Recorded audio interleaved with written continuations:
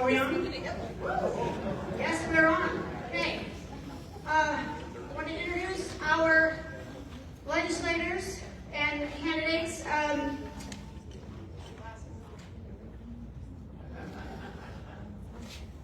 First, the incumbent senator for District 1, Jim Woodward. And running against Jim is Scott Herndon.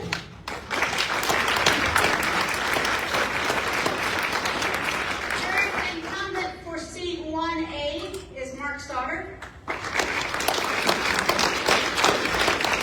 Against Mark is James Stoddard.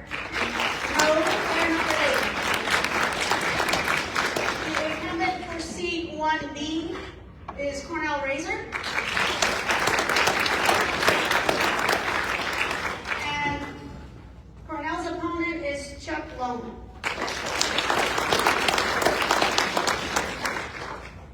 I'd like to bring out Pastor Len Hine for the invocation.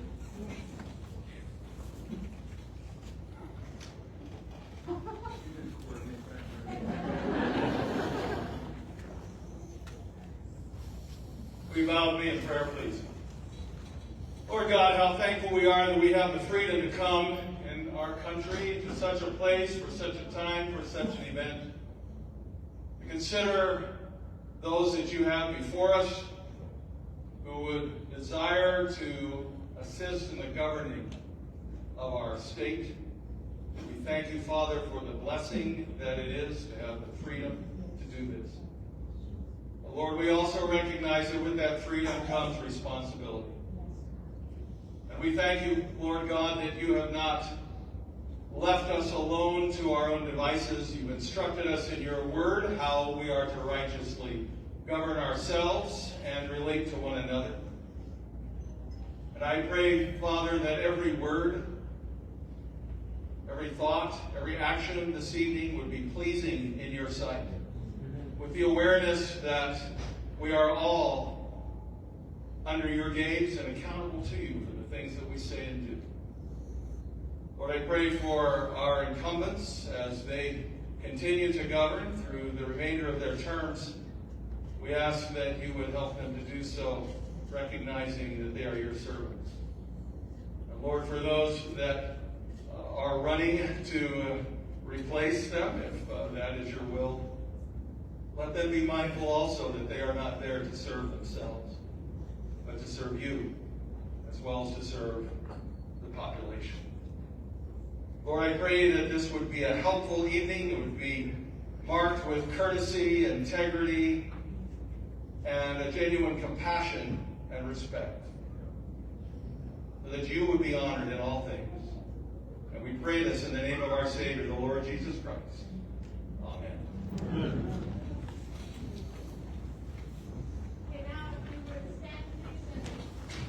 Stand, please, for the pledge. I pledge allegiance to the flag of the United States of America and to the republic for which it stands, one nation, under God, indivisible, with liberty and justice for all. Thank you. And now we'll have, remain standing, please, for the national anthem. Thank you.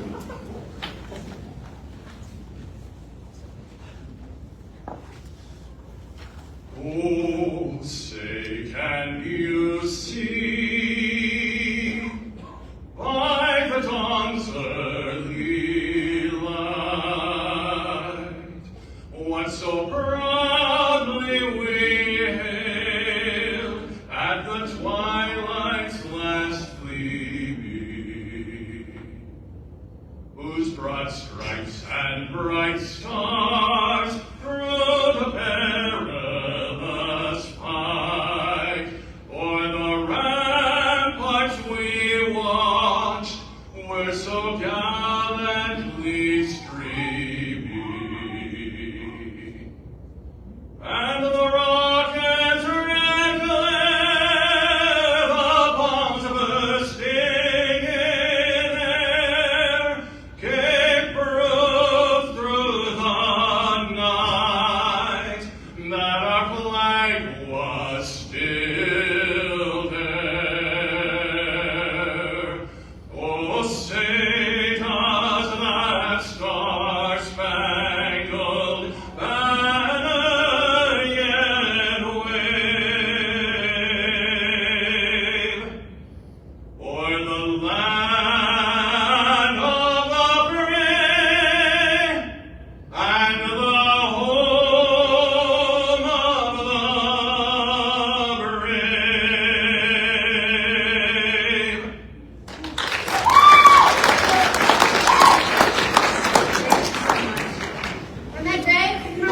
applause, you guys.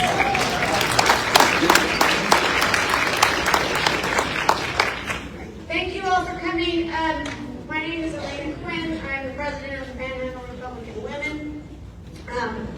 Our goal is to educate voters, and we really feel that the best way to do that is to get the candidates in front of the voters and let you hear from them directly, and then you can decide for yourself.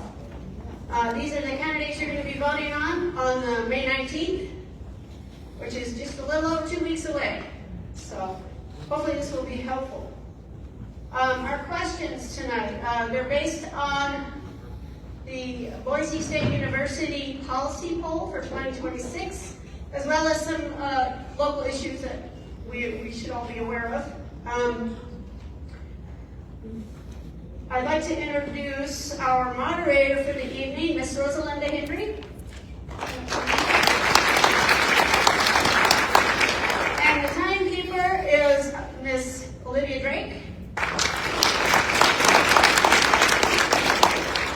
And up in the booth back there handling our sound and lights is Haley Wink.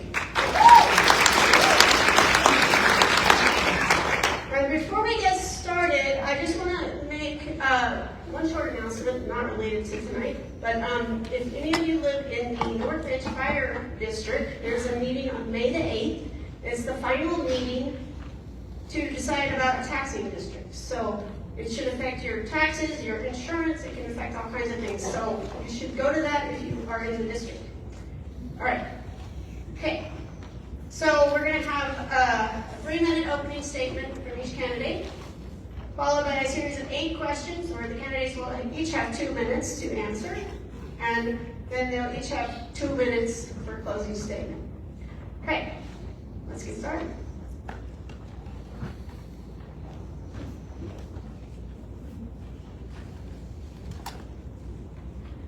We're going to start with Mark Sauter and then go on down the line.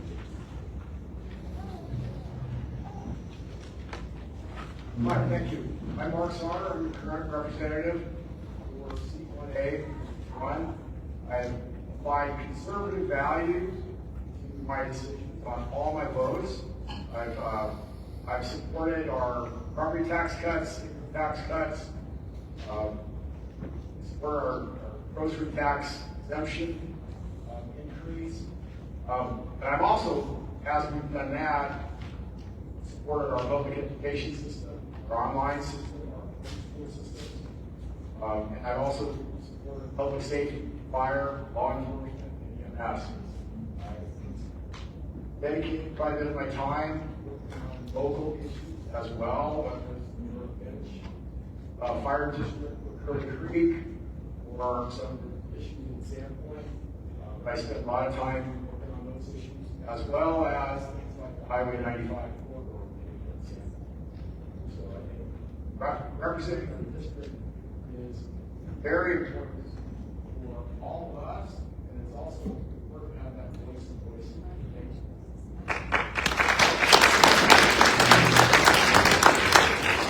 Good evening. I would like to thank the Panhandle Republican Women for hosting this event tonight. And thank you all for coming out. And seeing this crowd lets me know that you are a people who want to be informed, or you wouldn't be here.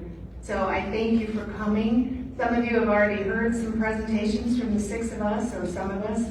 But I thank you for coming, and I thank you also for sharing with your friends and your family the things that you know about the candidates up here so that they can make better choices. So my name is Jane Sauter. I'm running for seat 1A in the House. I did run 2 years ago. There was a third person in our race, so I wanted to give it another go.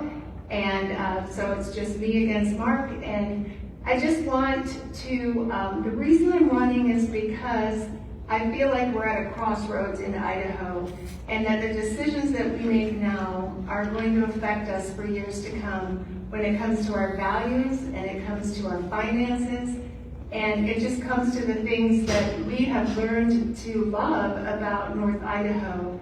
So that's the reason I'm running. I do have a family. I have 9 children. My husband Steve is here in the front row with me. And we have 21 grandchildren. We live in Coquilala, and let's see, 5 of our kids kind of move around, so I also have to think, but 5 kids live in the area, and we have a son in Boise, and we have 3 children out of state with their families. So I've been a Republican my whole life.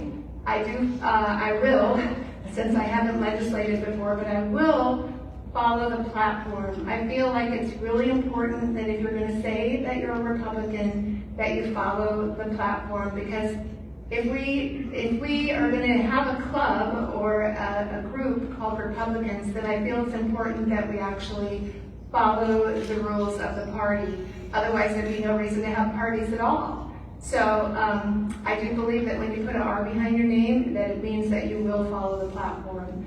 So that's my take on it, and I encourage you to just read the literature you've been given, and get some literature from the different candidates out in the foyer, and just really inform yourself. Thank you.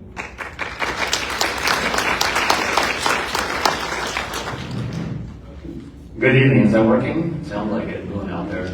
My name is Jim Woodward. I'm serving as your state senator right now. I served for 6 years. I'm an Idahoan. I grew up here in Bonners Ferry primarily. I graduated in the school across the street here in 1988. My parents, my father was the city administrator here. My mother, who's here in the audience this evening, was the village nitwit.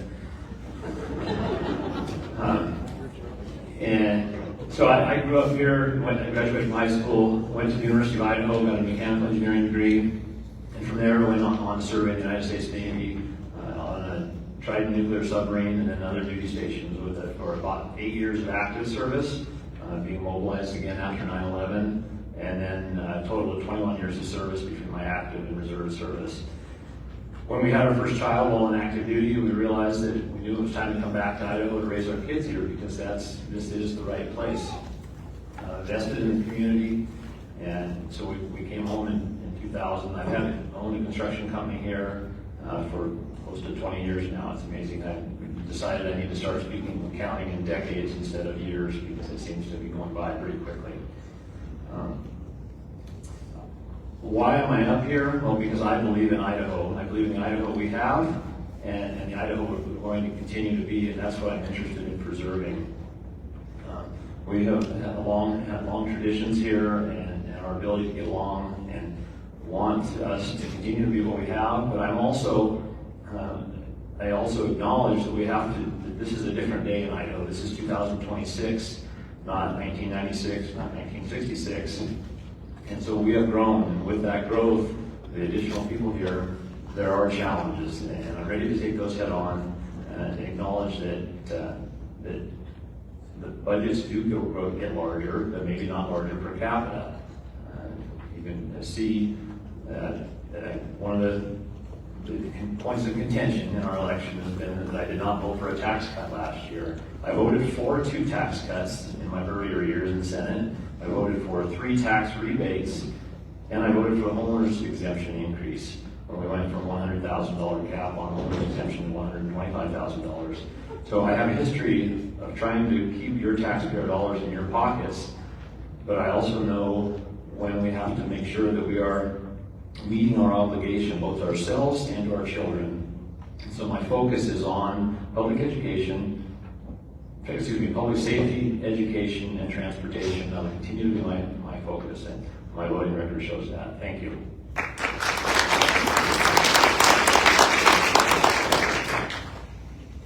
Good evening. So my name is Scott Herndon, and I was in the Senate in 2023 and 2024. And my wife and I think some of my daughters are here tonight, although I can't see everybody very well in the dark, but we have lived in North Idaho for 22 years. We moved here in 2004. The Herndon family actually came from Virginia, so I was born in Richmond, and then grew up in the Central Valley of California, and then moved here when we were just having children. And we've had 4 of our children up in North Idaho, and Arlene and I have had a total of 8 children, and we've been together for 30 years, and married for 28 of them. And we're actually not dissimilar from a lot of people in North Idaho. It turns out that Bonner and Boundary counties, 70% of us up here were born in another state. I was fortunate to move here 22 years ago when it was still affordable, and now it's a lot different than that. The reason I ran for the Senate in 2022 was because we were coming out of the COVID era. A lot of the people who have moved here in recent years were fleeing states that were less conservative. And they've seen a lot of policies in states like Washington and Oregon and California that have dramatically changed those states. We've seen it in Colorado. Almost every state in the union has had a big push, and government's grown. And coming out of the COVID era, we saw our own governor in Idaho make it a crime to go to church, and that actually was true. That was a March 2020 proclamation of the governor. And who would think that that would come out of a state like Idaho? So when we have different senators and different representatives in the legislature, the purpose of the legislature is to act as a balance on the other branches of government. And we didn't see that balance function between the years of 2020 to 2022. And I'll just talk about things that the Senate did. They did not put a check on the governor's emergency powers coming out of COVID. They also didn't put a check on the spending that was happening. We received a lot of money from the federal government during the COVID era. And in the 6 years prior to me joining the Senate never voted no on a single budget bill. And they handled 100 budget bills a year. And that is the entirety of the Idaho state budget. So one of the things I accomplished when I was there was we delivered property tax reform. You'll see a homeowner tax reduction on your tax bill this year that delivers hundreds of dollars for your homeowner property tax bill. We also were able to reform the way we budget, which allows us to actually look at spending growth, which has exceeded population and inflation. And so who we have in the Senate and who we have in the House makes a big difference on how big your government is. This year, we still grew government spending 2.5%. And it also makes a difference on education policy and a lot of other policies, and I hope you'll see those differences as we talk tonight. Thank you.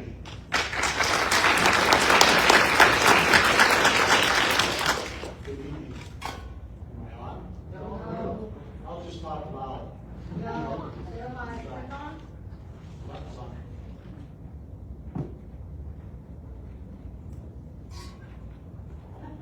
According to this, I'm green. Okay. I'll just talk about, can you hear me in the back? Yes. All right.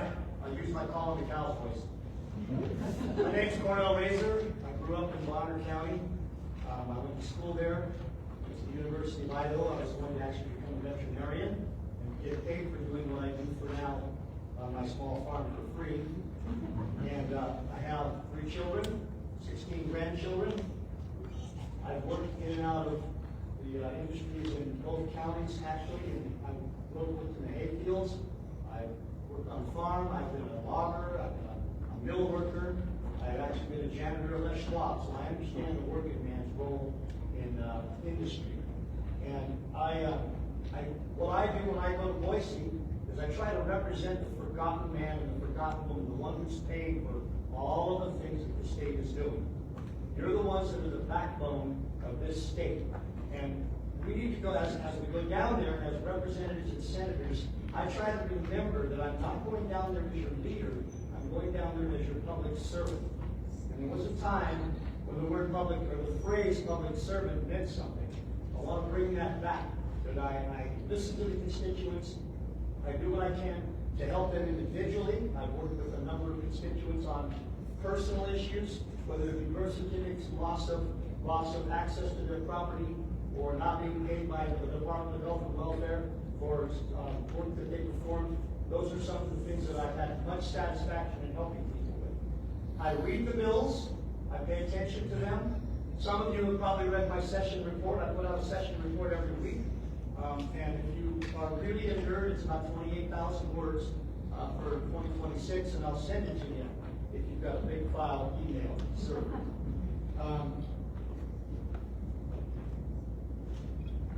We had some good success this year at deregulation. We did actually do some work at reducing the budget. Unfortunately, another part of the budget that expanded so much, the Medicaid session, portion of the budget, overrode some of those reductions that we had made. So the totality of the budget did not go down. But we can continue to work on that and continue to look towards having a structurally sound budget that meets the obligations that serve the people from from the perspective of your state responsibilities, but yet don't become so onerous that you can't afford it. I want to go back, put in the hours.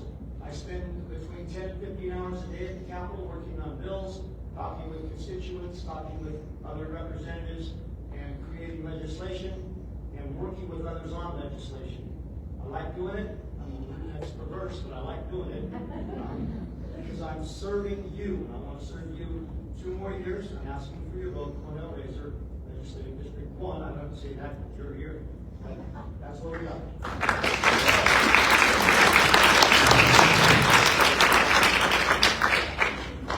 Good evening. My name is Chuck Wellman, and I was on the chaplain for 12 years. Am I off or not? No, you're not off. Close. All right. So, my life has been devoted to community service. I was an Eagle Scout.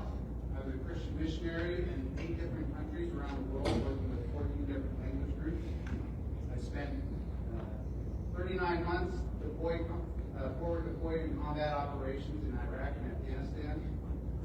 And as well, I spent time in Korea right on the DMZ, where I truly felt like a pawn in the system. I can tell you more about that later. But the reason we have troops in South Korea is so that North Korea does something we have an excuse to be for. What the military taught me is that we need to empower people at the lowest level to achieve the mission. And what I see coming out of our legislature recently is more and more pressure to solve money from the top, or solve problems from the top, and by keeping the money at the top and then telling us what to do with what they give us. That's not leadership. That's not servant leadership. Servant leadership empowers people to make decisions at their level and solve problems at their level. There's been talk of getting rid of property taxes without giving our local governing bodies the option to raise other forms of taxes so that you have the ability to solve local problems. The Republican Party platform is very clear in this issue. The government that is closest to the people is the best form of government. And it's also clear in both our constitutions and our platform that taxation is a necessary part of that. Now, we want to keep those taxes low. We want to do our best to solve the problems that need to be solved on a governmental level. But we do that by empowering our county commissioners and our sheriffs and our school boards and our hospital boards to make the decisions locally. And so that's what I desire to bring to the State House as I go down there, is to listen to you, to hear what your problems are, and then give you the tools to solve those problems locally. Again, Chuck Wellman, thank you.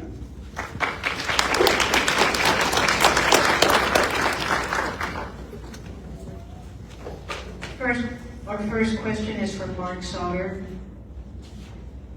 Property taxes remain one of the biggest pressures on District 1 families, retirees, and landowners. What is your specific plan to deliver meaningful property tax relief without simply shifting the burden somewhere else or undermining core local services?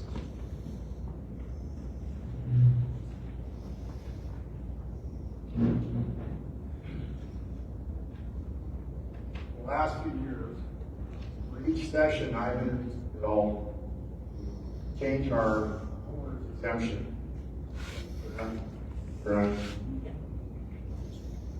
To change our homeowner's exemption.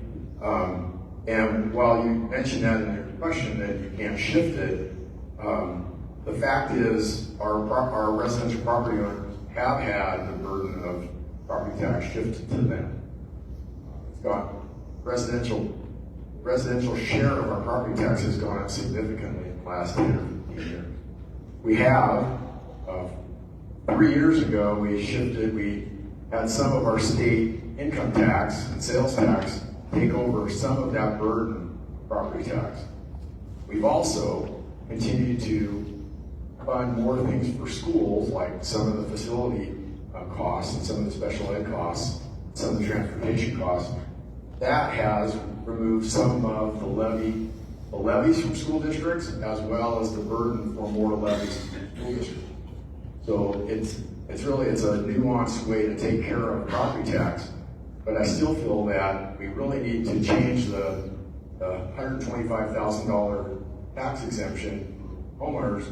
It needs to be at least go to $200,000, because that would begin to shift that burden back to commercial and make it a little more even and fair. That's really the issue here, is fairness. We also need to change the bottom of that, have it go to 55%, get close. So it's a nuanced thing. We have to change our homeowners exemption, we have to index it, we have to continue to look at ways so we can offset our costs of public schools with our other tax systems. Thank you. Thank you, Mark. Next question is for Cornell Racer.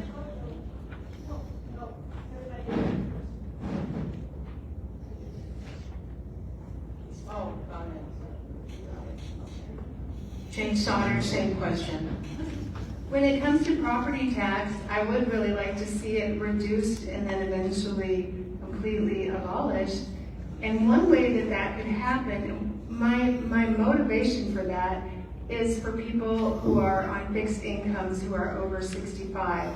I really feel like that's a place where they need to be being done with their property tax responsibility.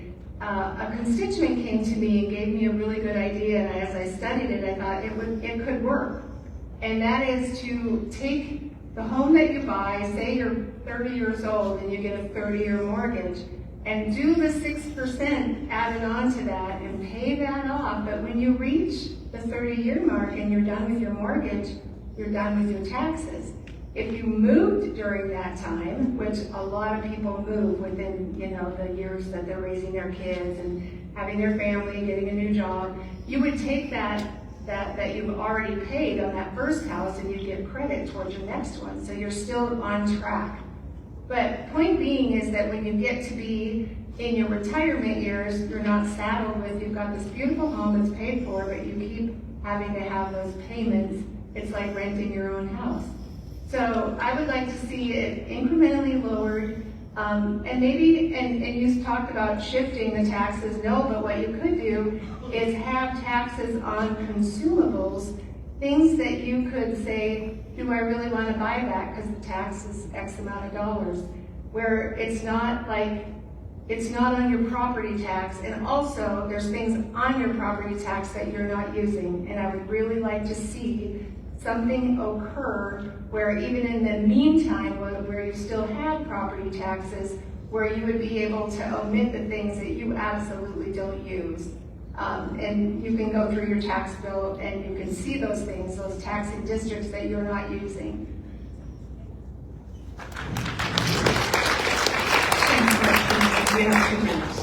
Thanks.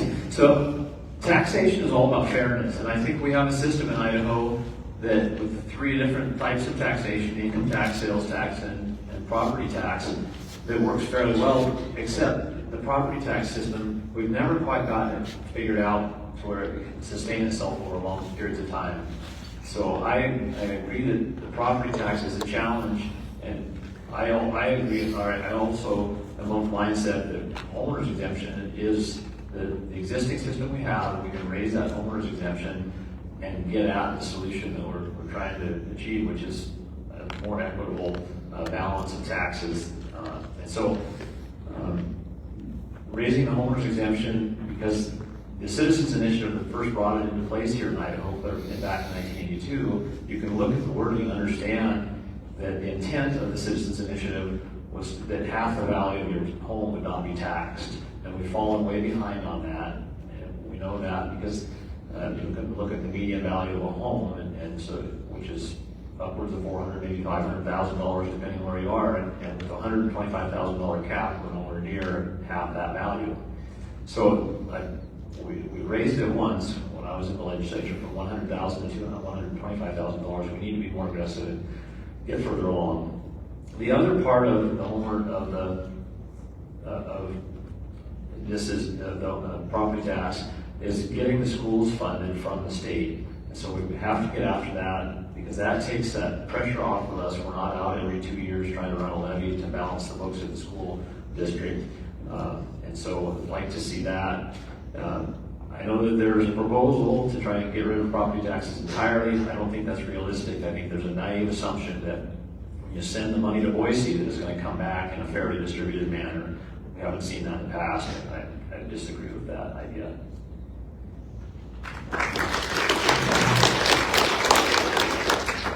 So I had a revelation when I was in the Senate on the Finance Committee in 2023. We were just coming out of the COVID era, and we had a lot of federal money that was still coming into Idaho. And we were projecting a $2.1 billion surplus when we first started that session, and I was on the Finance Committee.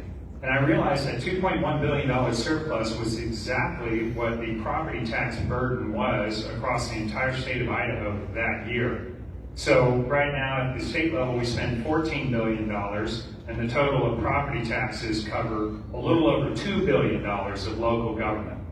So then it was that year that we delivered House Bill 292, and for the first time in 16 years, we overrode the governor's veto, and we were able to deliver some real property tax relief. And all we did was, you still have the same system locally. All local governmental control is here. You elect your local leaders, and then they create their own budgets. And then part of that bill is paid by the state. I want to get rid of property taxes altogether, and the first step to doing that is to set the vision that it can be done. We don't need 3 major taxes in Idaho.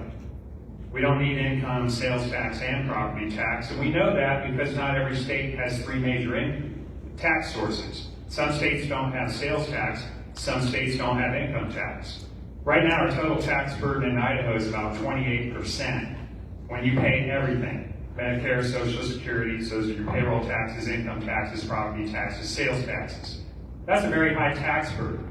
If we control our spending, we can eliminate property taxes. The reason I don't like them is you're being taxed on unrealized gains. You never own your property. There's a lady I'm going to post about tonight on Facebook. They've had their property in the family since 1910. The government has a claim on that property. Your tax value could go up significantly this year, and you could be taxed out of the affordability of your home. So let's get rid of it.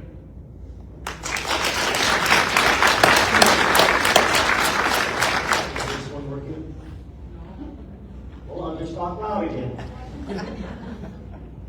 Cornell, put it closer to 1, your 2, mouth. 3, okay. Yeah, it doesn't want, okay, I'll just hold it. Along with some of the other recommendations is we need to be careful as a state government when we increase the homeowner's exemption and shift property tax to the commercial sector, that depresses commercial activity. So that needs to be kept in mind. I'm not saying I'm against it, but just keep that in mind. Secondly, along with that kind of thing, which will reduce some of the burden on homeowners, we need to face the fact that the state government has plenty of both. How do I know that? Well, when I was on the Health and Welfare Committee last session, when we were doing beginning work on the committee, while JFAC was working on budgets, we as the Health and Welfare Committee were assigned each two of us were assigned a portion of the Health and Welfare budget to go through it with a fine-tooth comb and find reductions, find inefficiencies as we could. I'll reduce this to the number of hours I spent. I'll just reduce this quickly to a few sentences. Yeah, you'll believe that when it happens. I found one redundant program that existed in 2 programs, 2 different portions of the agency at a cost of nearly $700,000, and another program that was unnecessary, totaling $1.2 million. I brought those back to Health and Welfare, and we were able to navigate and cut those out of the budget, thus bringing the public welfare budget down by $1.2 million. Now that doesn't sound like much, but everything adds up. You know what they say, $1 million here and $1 million there. Pretty soon you're talking real money. So then we have the situation where we have multiple full-time employees that are funded in various agencies, and there's nobody in those seats. That is ongoing money every year that can be retasked to the funding of cities and counties that the property tax is currently paying for. And what the state needs to do is to simply send that money without strings attached. It can be done. Idaho leads the way in a number of other directions, a number of other ways. We need to lead the way in that.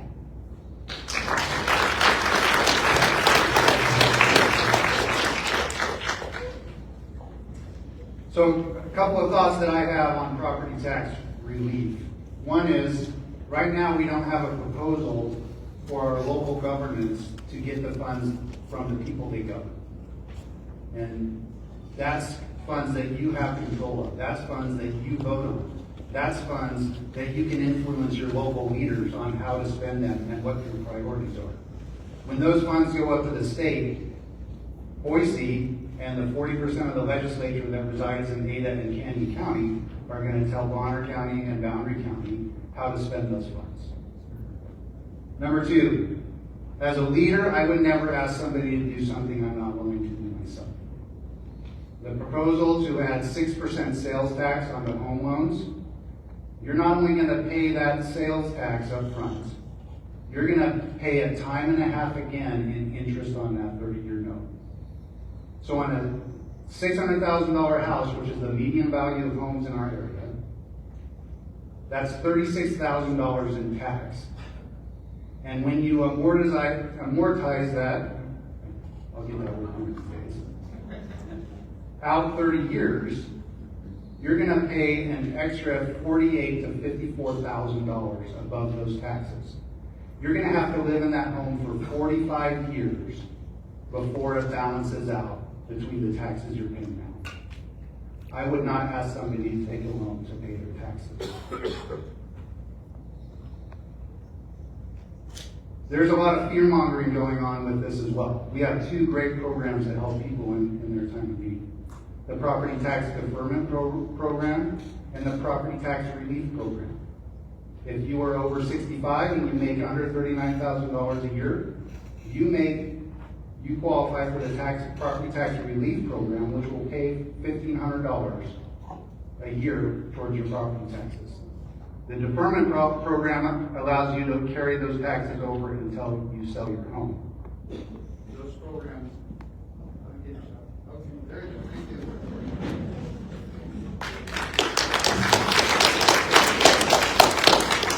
Next question, we're going to start with Cornell Racer. North Idaho continues to face pressure from growth, rising home prices, and limited housing inventory. What should the legislature do and not do to improve housing affordability while still protecting private property rights, local character, and local control? You have 2 minutes. So a couple of things. One of the directions that the state has embarked on, Governor Little started it, well, he didn't start it, the legislature did, but he's talked about it recently, and that is the reduction of regulation. A lot of what drives the cost of housing up is the onerous regulations at the state and the local level. And so removing and reducing those regulations, for example, just a simple thing, electrical contractors are required to have inspections, and sometimes everybody knows that time is money. We passed a bill this year that allows electrical contractors and some others to hire a third-party inspector if they cannot get a timely inspection so that they can get a job, continue a job, working through a job. And so then they're remunerated by it, but that bill allows them to do that. They get, if the county or the whatever agency is tasked with providing those inspections is unable to do it, that way they can keep the job rolling. Time is money, and that speeds things up. So reducing regulations, providing methods for the contractors and the working folks in the state to make meaningful contributions to the housing market. Secondly, we need to get the government out of funding housing, because whenever government funds housing, they're using your tax money and they're using debt-based money, which we haven't had any real money in this country, at least since 1971 and probably since 1913. But the concept of, 30 seconds, the concept of removing regulation is primary. And I was given a bill to carry last session that had to do with housing. It died in committee because, well, I won't name names or affiliations, but basically it would have removed too many regulations. And certain people did not want to see that. We have to get the regulation industry off the backs of people who are trying to build the houses. And then really quickly, we have a lot of state lands that should become available, not all of them, but some of them, and they're going to shut me off. I'll just talk louder.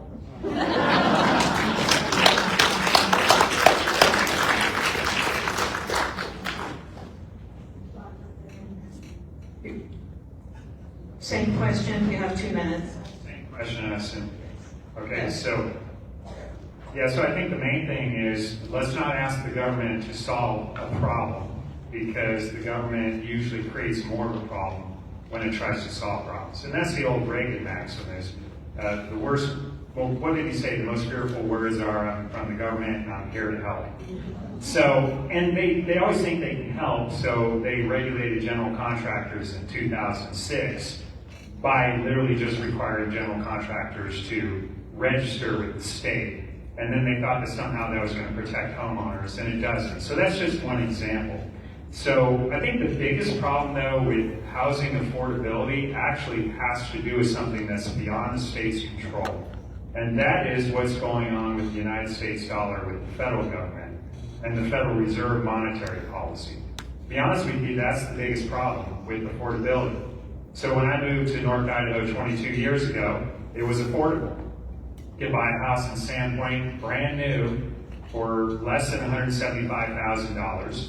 And a person on regular wages at that time that's working a regular blue-collar job could afford to buy a house and not too much time. And since then, that house is worth $700,000 to $800,000, and the wages have not gone up enough. You could even double wages in that time, but if you look at the total dollar amount, starting couples cannot afford to buy a house in Sandpoint, and a lot of other places in Bonner County. So the biggest problem behind that, frankly, is U.S. monetary policy. You have to go back to 2008 and the Targeted Asset Relief Protection Act, TARP, where we started practicing what's called modern monetary theory. So what we can control is let's keep local land use planning local. Let's reduce the regulations. Let's not charge $8,000 for stormwater management plans in Bonner County. And let's not create a lot of regulatory burdens for the contractors that are doing work. That's the best we can do at the state level.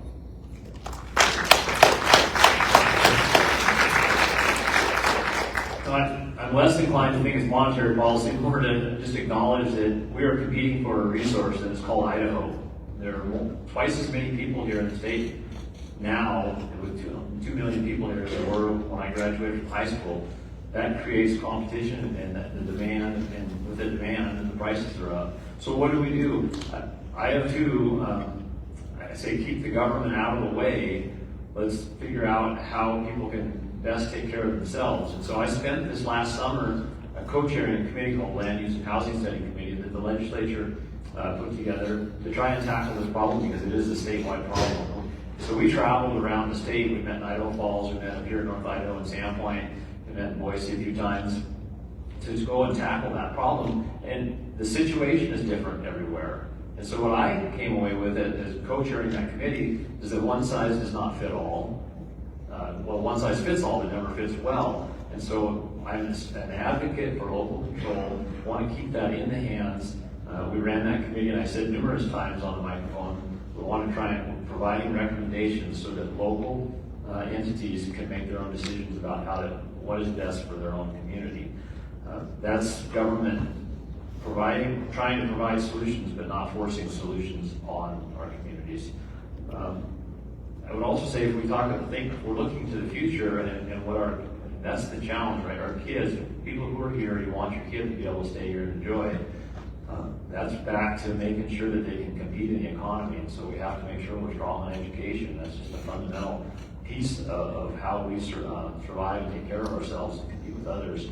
And so getting our kids educated right so that they can participate in this economy in Idaho that is different than what we used to have here.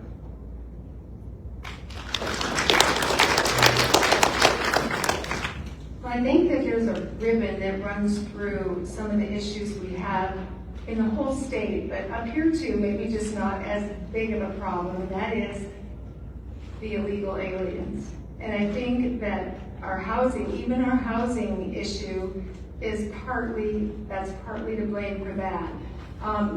We had a bill, H-135, which would prohibit illegal aliens from accessing taxpayer-funded assistance. My opponent voted no on that. It did pass into law. And so part of removing illegal aliens is to not make this area so attractive. So because that passed into law, we aren't making it as attractive. But there's still, when you think about it, any housing issues we have, if there's an illegal alien in a housing, in an apartment or a house, that's one less house for the people here. So I would just like you to think about just the fact that there's things we can do and be proactive to make housing more affordable. And one of the men here was saying that it's almost impossible for a young couple to buy a house now because of the prices and how their pay hasn't gone up. But one of my children and the spouse, they both worked 2 jobs, not the whole 7 years, but they literally both worked 2 jobs to pay their house off. But that takes like determination and dedication to be able to do something like that. But just saying that affordable housing we have to remove from the equation all the illegals, and I think then we're gonna see our costs go down. It might take a while for us to kind of regulate after they're gone, but I think that we've got jobs that are available to our teenagers, to our young people. Those jobs would be regulated, and actually we would figure that out, but we have the need for the jobs. We just don't need to bring in all the illegals. Thank you.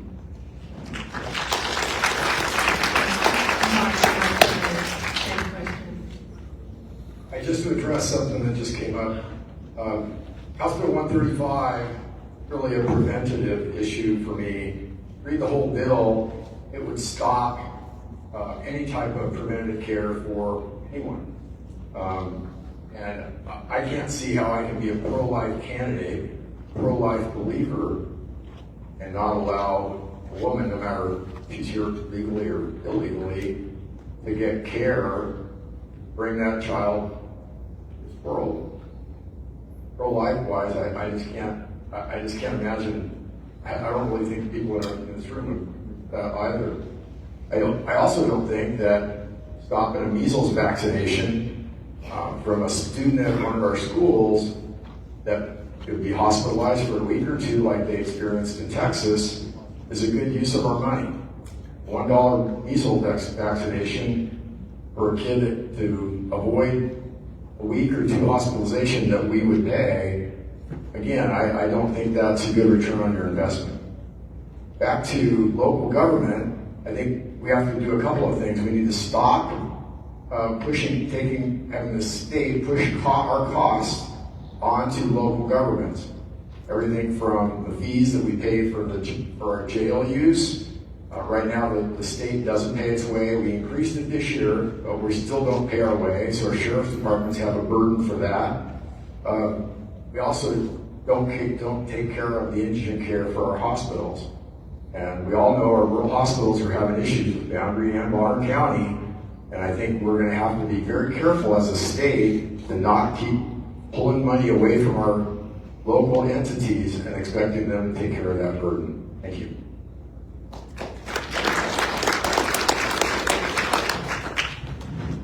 You have 2 minutes, John. Am I on now? All right, there we go.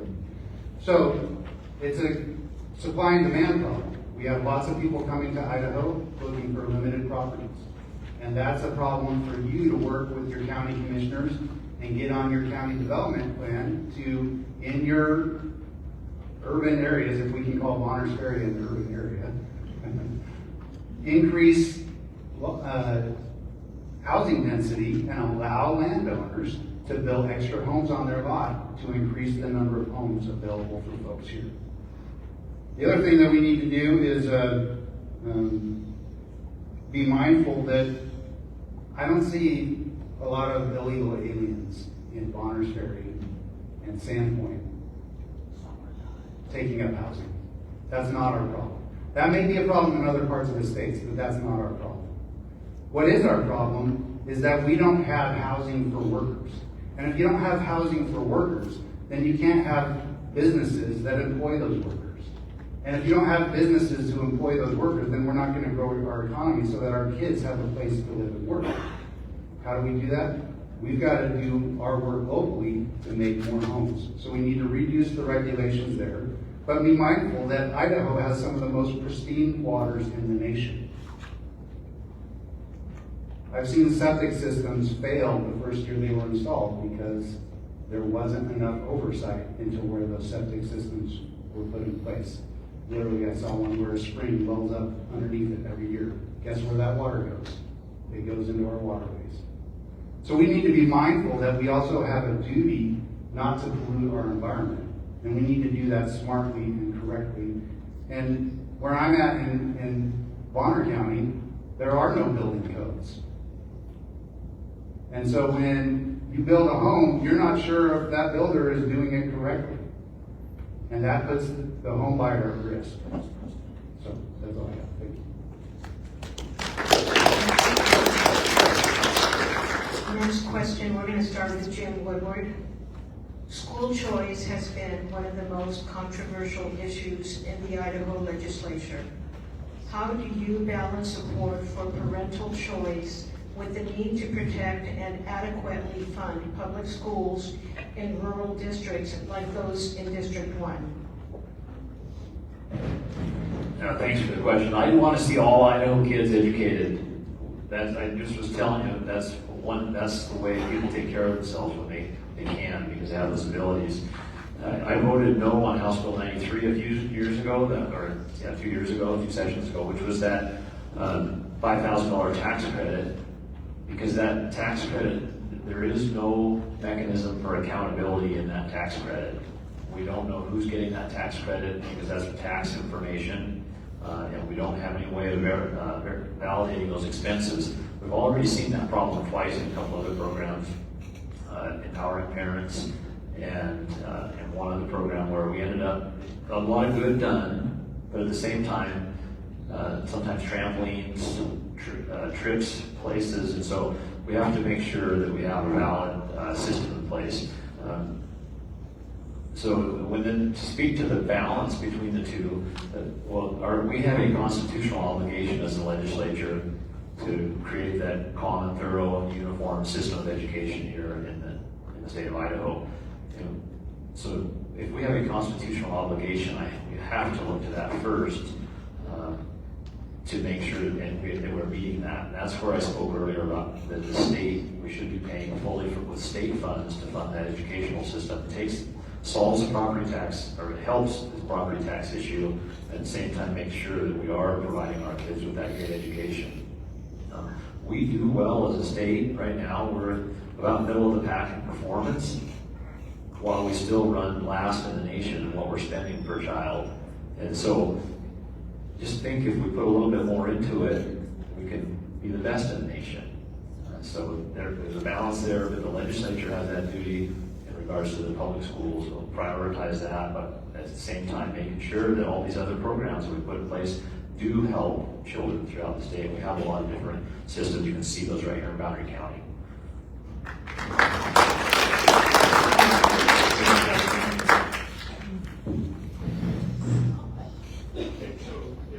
Horace Mann, who came up with the concept in 1830 of a system of common public schools. His goal was to level the playing field for all kids, that no matter their background, they would have an opportunity at education.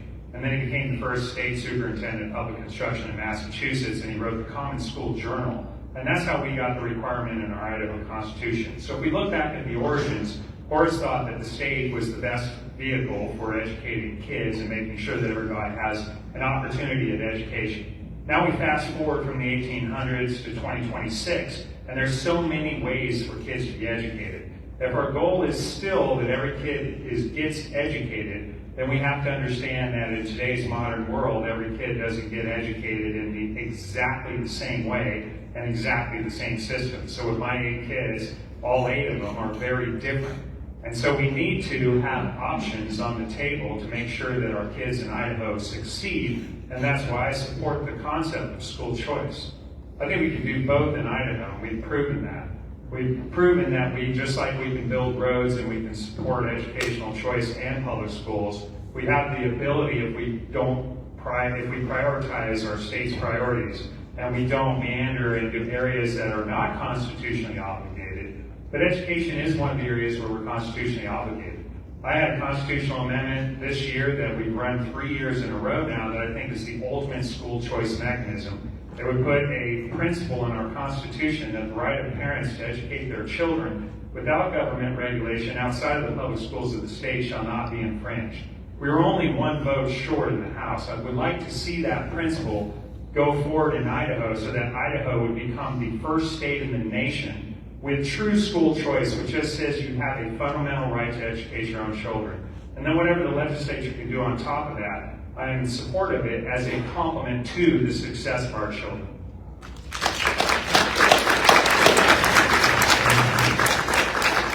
So building on that, the Irish Constitution establishes that parents are the primary and natural educators with an inalienable right to provide for their children's education, including at home. The state guarantees free primary education and mandates a minimum moral, intellectual, and social education. Now, I'm not saying we need to incorporate the United Kingdom's ideas into Idaho's Constitution, but that is a good start. And I voted for H 93, which was last session, and we had a cleanup bill this time because the State Tax Committee was unsure how to fund it with an appropriate fund, and so that cleanup bill took care of that. And the State Tax Commission will begin taking care of those parents that have filed for that tax credit. It is a credit, it is not a voucher, and I support the idea, the concept, the worldview that the parents are controlling the primary educators of their children and are control the interests of those children. And when we send them to public schools, those public schools are hired, if you will, by the parents to educate them. That being said, from 2016 to 2026, Idaho's K-12 public school budget increased 74%. We are funding public education in Idaho, and we are doing it according to Article 9 of the state constitution, which requires a free education. However, the word free does not mean what we think it means, because you are paying for it. It's not free. Those people who work for a living in Idaho are paying for both the state budget and any federal dollars that come in. And so as we look at bloat, again, the state budget, the state education budget can continue to address bloat, unfilled FTEs, simple things like that. You find them in your own budget sometimes. They're not going to be billions of dollars, but they'll be hundreds, and I guess I'm done.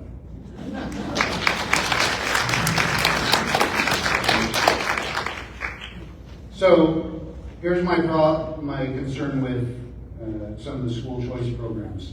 I have friends, I've worked pastorally, I have friends who homeschool their children who took TREC funds, and they would sign their kids up for club volleyball, $1,000 a year. They would buy ski lift passes at Schweitzer. They would buy 3D printers. And one family said to me, yeah, we get $1,900 and we've got to figure out what to spend it on. So there are some families who absolutely need that money, and their kids absolutely do not fit in that program, and they would fit better in a private school or some other program. But I'm not convinced that we need to be spending $50 million a year in these programs for families that don't need it anyway. When we maintain our public schools, when they talk about the public school budgets going up, House Bill 521, the one that was used to help provide funds to refurbish and rebuild older schools, that $50 million, $30 million of that came out of the school's already existing general operating fund. So they robbed Peter to pay Paul on that bill. Right now, in our own LPOSD, I'm more familiar with that because all four of my kids have been in that school system, and some still are. They're not hiring new teachers. They're letting teachers who are retiring go out, and they're not filling those positions. Because every time that we come up with a new bill at the State House, they rob some other portion, and the funds that were being used to pay those teacher salaries is now going away because they got to do something else with it. So there's a lot of double talk going on about how we're funding and maintaining our schools, and it's not because we're doing it well. Thank you. Mark Stoddard, same question. Thank you. I supported our education system actually long before I ever went into office. From volunteering to our high school to a little bit burgers to doing interviews for the speech kids. But as far as school choice goes, it's usually not, there's not much said about it, but Idaho actually has one of the best school choice programs in the country. It's well known that lots of our students from West Barner School District came over to Sandpoint just a few years ago, actually to the detriment of West Barner School District. But it was easy for those kids to go over. Their parents thought they'd get a better education over in Sandpoint. And I supported that. I've also supported our school districts and public school districts and also our public charters working on some innovation programs where, or if they get good test results and good student achievement scores, they have less red tape and less regulation. So I think that's a good step in the right direction, and it gives our school districts a good reason to make sure every kid is just a little bit better. I think that's a good way to go. So, but anyway, we have lots of school choice in Idaho, whether it's online, whether it's IDLA, lots of different ways to do it. But I also want to say, thanks, Olivia. I voted against House Bill 93 because if we're going to move $50 million back to the pockets of our residents and our voters, I thought it'd be better use to have it go as tax reform, or property tax reform. So without the rules in place for tax credit system, I thought actually it'd be better used for all of our homeowners to get that money.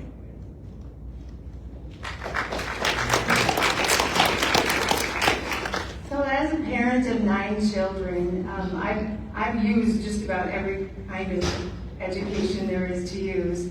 I was publicly educated through the 11th grade, and then I chose to go to a private school. My mom actually was the cook at that school, and so that's how we kind of worked that out.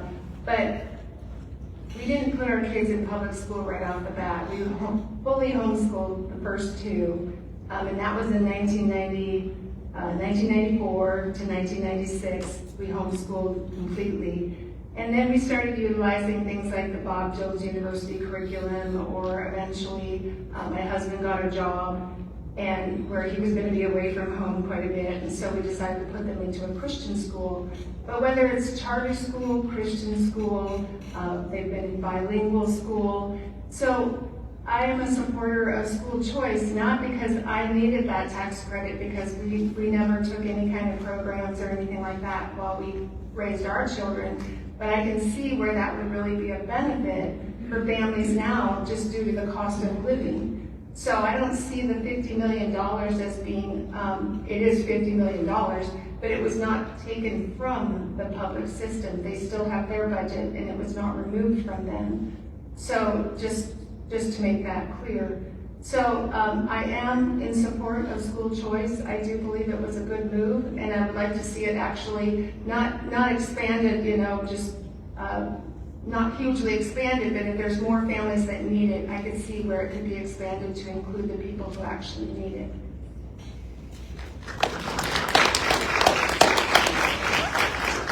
Next question, we're going to start with Chuck Loman.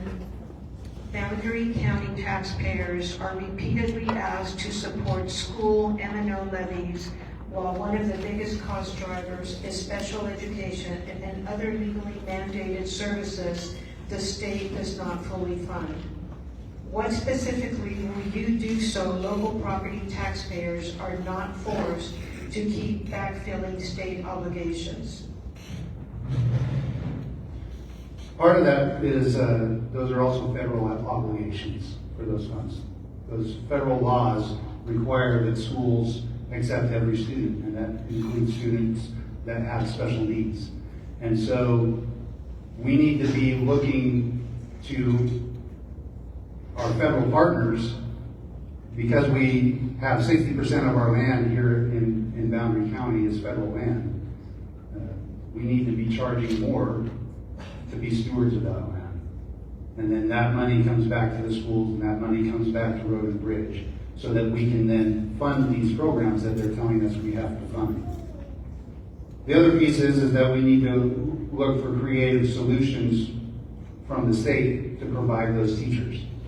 And so we may need state-funded teachers, qualified teachers, that are then brought in to meet those needs for those students. I substitute in a program for kids with special needs like that, and the needs are high, and they have sometimes a one-to-one student-to-teacher ratio depending on the student. So that's a significant impact. And so as we talk about continually cutting budgets, some things are going to be expensive, and special needs children are going to be very expensive. And that's something that we need to prioritize first over other things.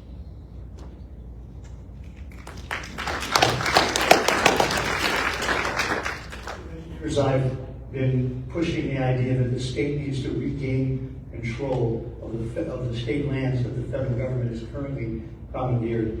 Boundary County has 475,000 acres that are currently under federal mismanagement. You're paid $1 million a year to not use that land. That is $2.10 an acre. Do you think you could manage that land and make more than $2.10 an acre? And that money could be funneled into education. Now, some people think this is a pie-in-the-sky thing, but until Colorado, all the states got their land back. Missouri in 1820 was 90% federal. Today it's 4% federal. What ended up happening is, as soon as the territory achieved a population big enough to have a capital and petition for statehood, they created an enabling act or a constitution. They petitioned Congress. Congress met, and they became states. And then all the way to Colorado, those states were given back their land to manage. Some of it was sold to private industry, private interests. Some of it's still under control of the state at various levels. But when we hit Colorado, that stopped. And so Idaho is 63% federally controlled. Boundary County has plenty of land, and I'm not talking about strip mining it or raping it or clear cutting it. I'm talking about simple management that could generate funds. And I'm going to quickly, I used to present this. I presented it up here in Boundary County several times. Idaho, New Mexico, Oregon, Minnesota, Montana, these states manage their state lands and make approximately $5.10 per acre that is invested. The federal government loses 73 cents for every dollar they invest. And so that's what we're up against. It's welfare money. We need to get control of those lands again, not to sell off to BlackRock, but to manage properly and use them to fund your schools.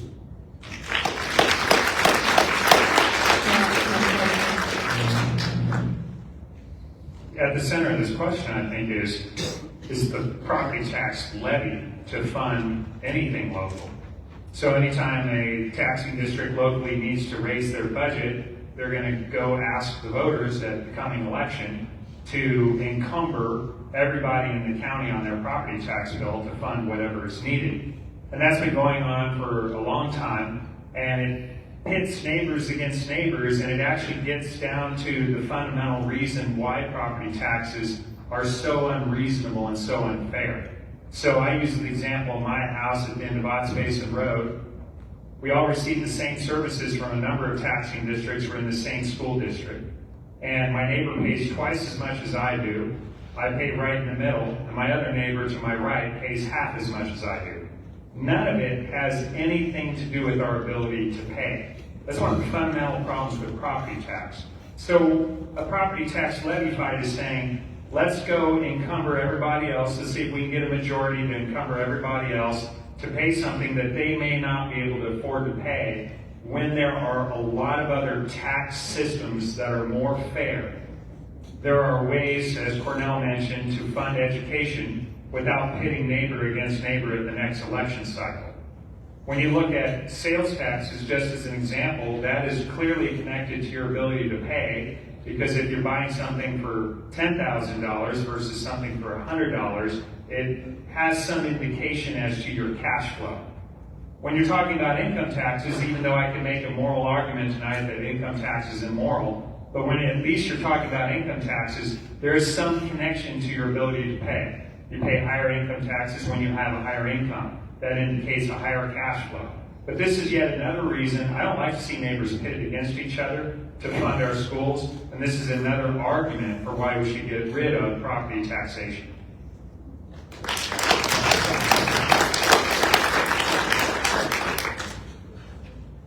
This idea of how do we fund special education goes right back to making sure that the state is actually paying for the costs of the education. If the state is paying, then we don't have this conversation about property tax and unfairness, because the property tax should be connected right to the services provided. That's roads, solid waste, and so on. We know local services. Now, to answer the question about, yes, we definitely have a problem with the cost to meet some of those requirements, especially in special education.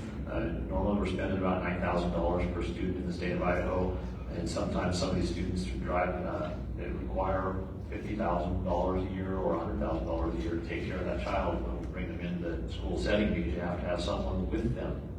So some of the students, obviously, hire another person just to be with that student.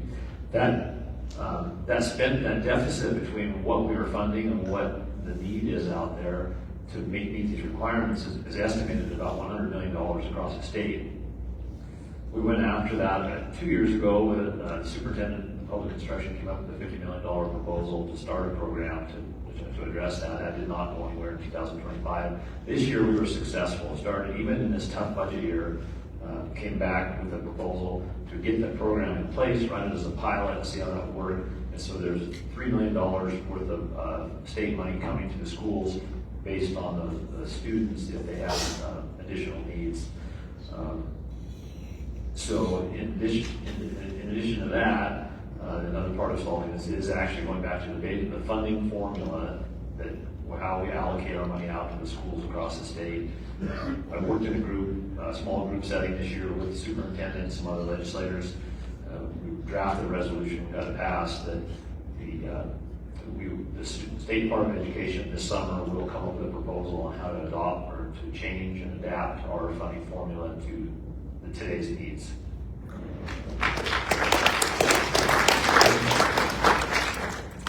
Well, there's something called the Launch Program, and you probably have heard about it, but that is a program that's costing taxpayers between $75 and $80 million a year. Now, Launch has always kind of been a burr under my saddle, because I feel like those funds could be used for what we're talking about here, to fund the kids that are K through 12. When you get to be a senior in high school, you are an adult. And personally, my kids worked a year or two after high school to put themselves into trade school or flight school or whatever they were doing. So I see the same thing where we're just taking taxpayer money, handing it to these corporations that say they have jobs that they need kids trained for that job, but they have billions of dollars that they could actually use to train those kids. They don't need the taxpayer money to the tune of 75 to 80 million. So I would say better oversight over programs that are inefficient, that could literally be used for better purposes.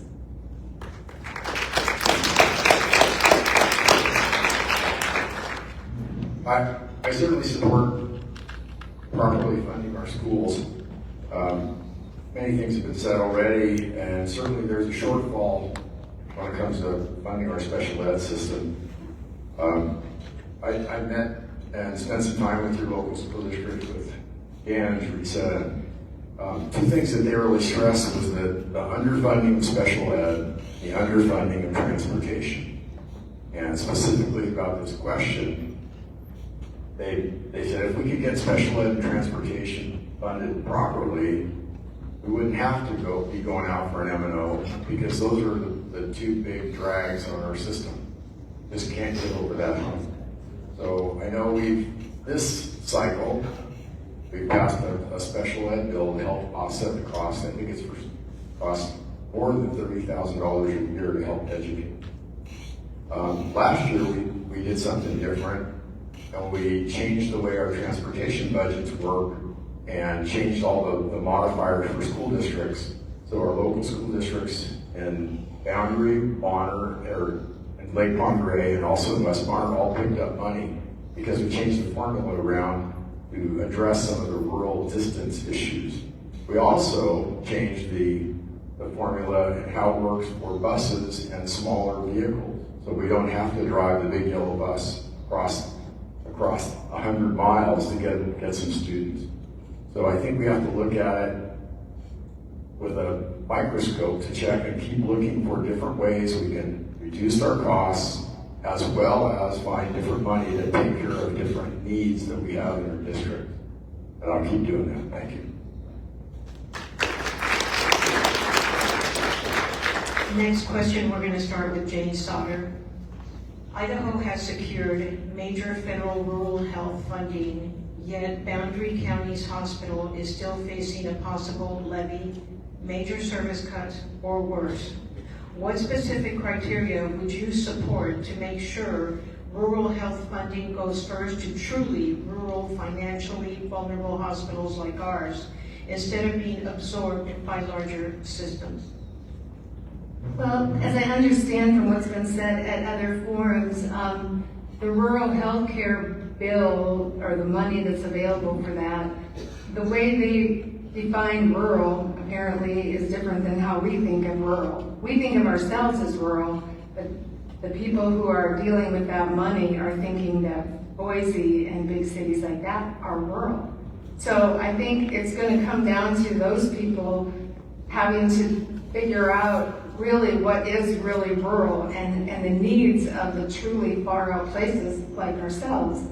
I also think we need to come up with creative ideas and possibly shaping our hospital, your hospital, differently, where maybe the services are changed, where you have, say, the daily services or the necessary close by services for your citizens, but then for the bigger things, I don't know, I think that you guys do have certain operations and things that are available here, but maybe those would have to be moved out to a place farther away eventually to save money.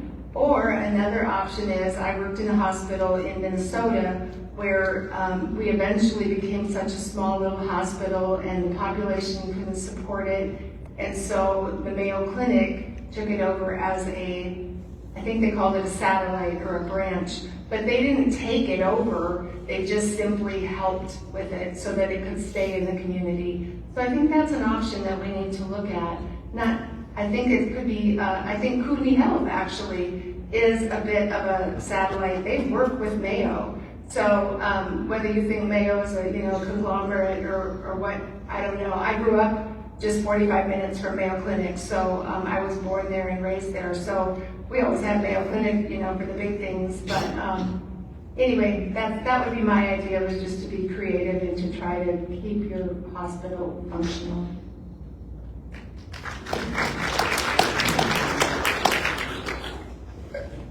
Thank you. I followed the Rural Healthcare Transformation Act considerably, or quite a bit. I did my best to get actually been on the committee that's just forming now. It's a disappointment that we've waited this long to make some decisions for our healthcare system. I have sat through some meetings with Boundary, and I feel their pain.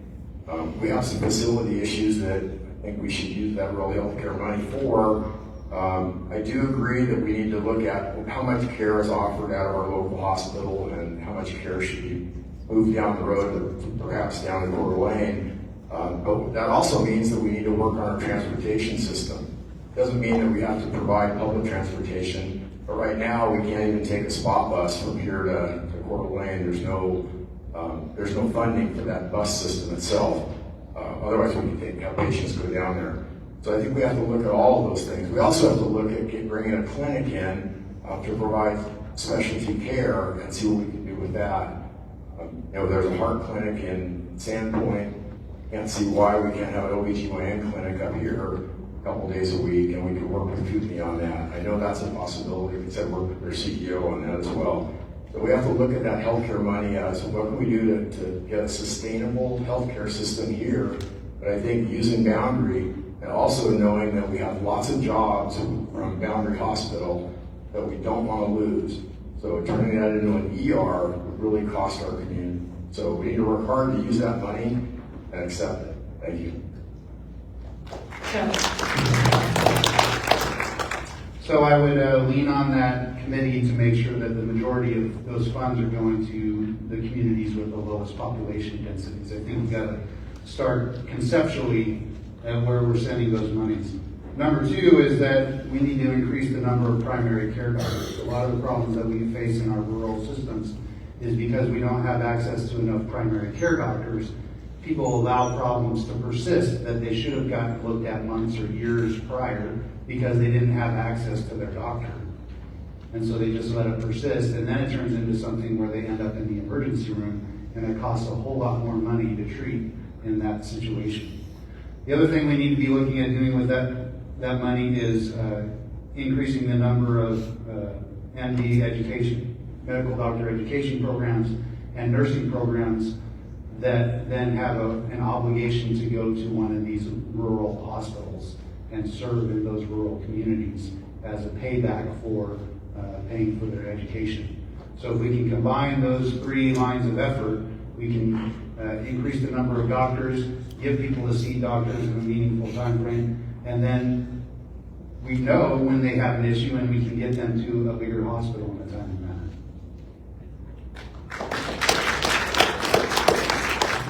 So this is a special angst for me, because most of you, many of you know me. You know I work from a constitutional framework, and there is absolutely nothing in the federal constitution that allows them to issue money for health care. That being said, they're going to do it. It's going to be your tax money.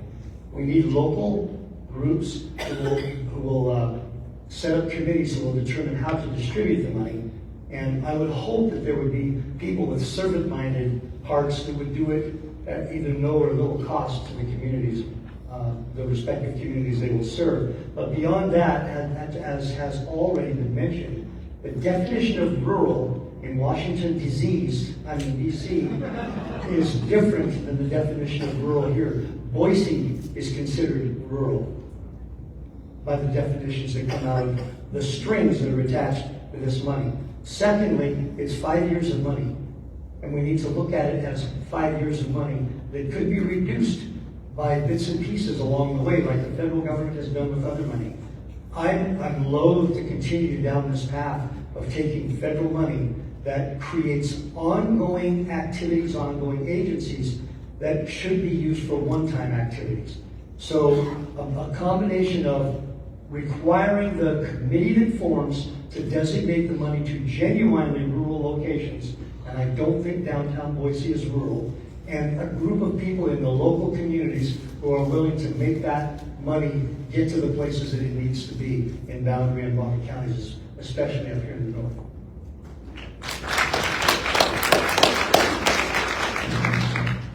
Yeah, I think this actually points back to another little bit of our COVID experience. There was a lot of federal money that came in to solve problems during COVID. And then that money eventually went away. Now, it took several years to go away. My favorite story was the EBT program called Pandemic EBT. So it was federal funding. When kids went home from school, they were no longer getting a school lunch at school.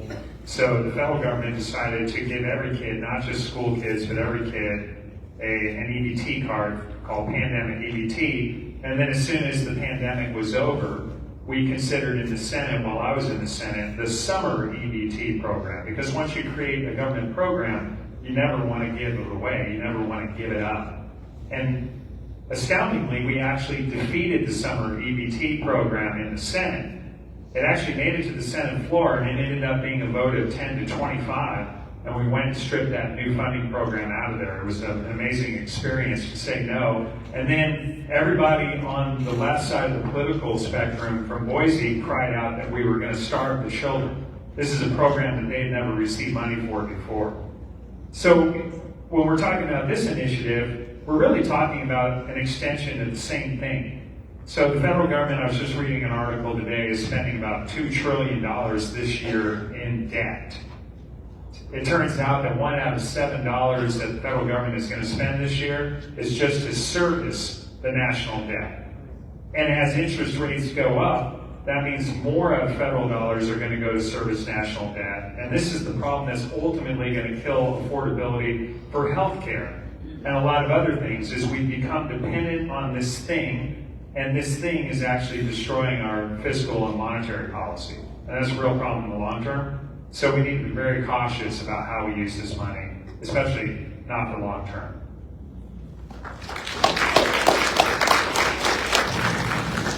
Well, that Rural Health Transformation Act is that money coming from the federal government, divvied up over 5 years, and of course with direction on how to use it. We have a committee in place. That's 4 senators, 4 House representatives, and 1 person from the governor's office. I know that the senators who are sitting on that. One is Kevin Cook from a rural area. One of them is Camille Blaylock from out on the edge of the Treasure Valley down in Caldwell, also very rural.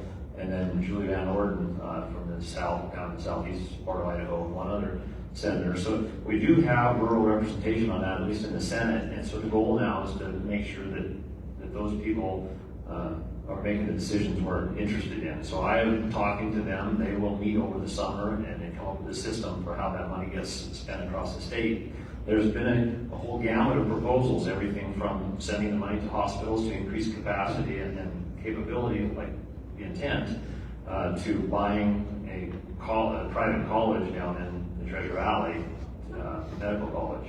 So there's a gamut there. We'll see that through. I think that money, we'll figure out one way or another to use that wisely here in Idaho, as we always do.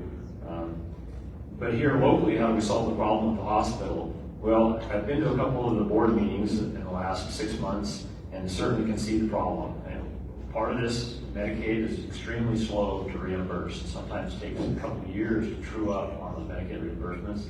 Second, it's an open door policy at the hospital. We know that. That's a legal federal requirement. And so they're close to $1 million in unpaid bills every year. So we have to figure out how to navigate those. What I am excited about is we have some new people stepping up from the community. We have new board members that are ready to go and tackle the business end of this, the hospital, so that the staff in the hospital can take care of the healthcare end of it. Next question, we're going to start with Scott Herndon. To what extent do you believe illegal immigration contributes to housing pressure, school and hospital costs, and local tax burdens in District 1? And what specific Idaho policies would you support in response? So the question being, as applied to District 1, I don't think that illegal immigration puts a lot of pressure in District 1. Where I see most, I don't know if you knew the numbers in Idaho, it's a rough estimate. I've heard 30 to 80,000 illegal aliens are in the state of Idaho right now. So we weren't able to, when I was in the Senate, no bill passed to even strip taxpayer-supplied benefits to illegal aliens. But that would be one of the things that I would want to see pass the legislature, is that they don't receive any benefits. They're in the country illegally. To be in the country illegally is a federal, it's not just civil, it actually is misdemeanor level. So if you enter the country illegally, in my opinion, we should not be providing public services for you, except for emergency services, meaning humanitarian, you have a medical emergency. But if we're talking about public schools and the like, I personally don't think that we want to fund illegal aliens in the state. Like say there are 80,000 of them and they're going to consume taxpayer resources. And if we have industries that are employing illegal aliens and they're not paying into the system, now they're paying somewhat because they're going to be paying sales taxes, but are they paying payroll taxes? Are they paying every other tax that every American pays? And thus, are they actually paying their own way? But the bottom line is to respect the rule of law around the state. We would want to pass policies that we've been unable to pass to ensure that illegal aliens are not in the state. Right now, the dairy industry, they admit that 70% of their workers cannot pass an I-9 audit.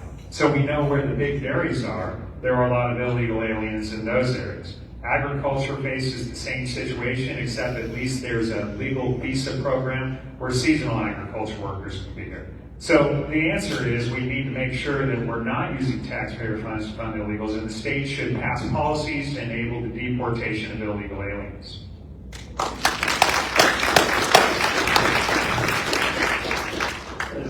Answering the question, it doesn't create a problem here in Boundary County. No, I don't think so. And we do see that there are some migrant seasonal workers here, of course, up at the Hops Farm, and they are on a visa program that is a seasonal visa program. And so part of the requirement of that is to provide housing along transportation. And so that program works.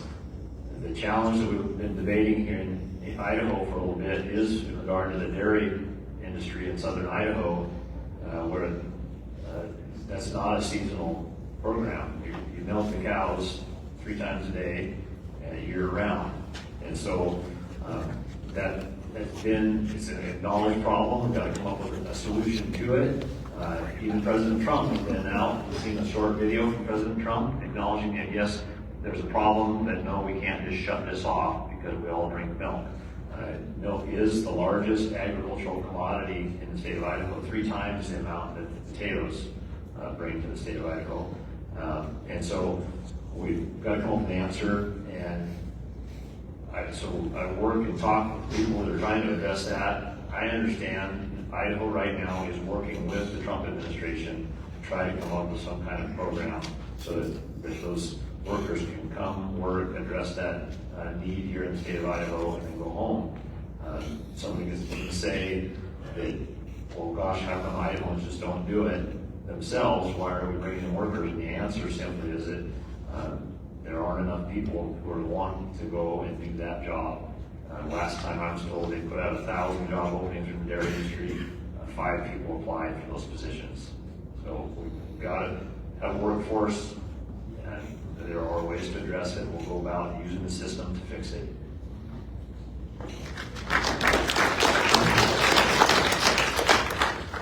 Well, as far as those jobs go that were advertised for, I don't know what they were offering to pay, but I think what's happening is the cheap labor is attracted to these big companies.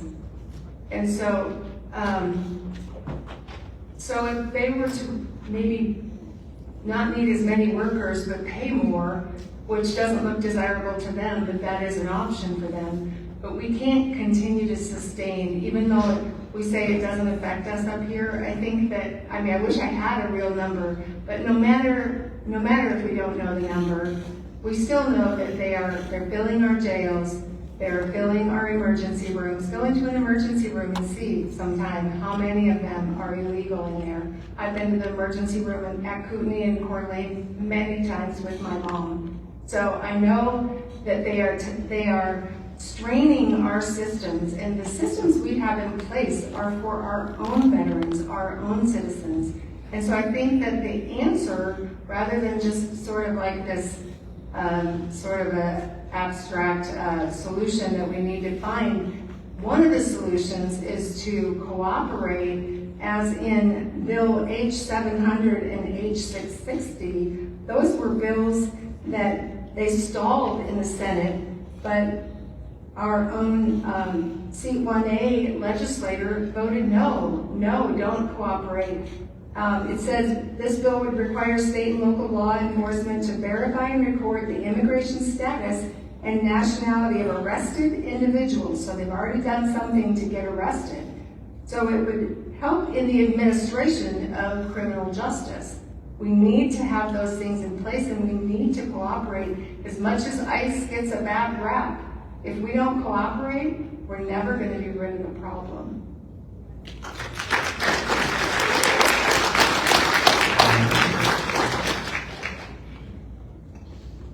As far as my votes go, I'm happy to talk about 700, and I will.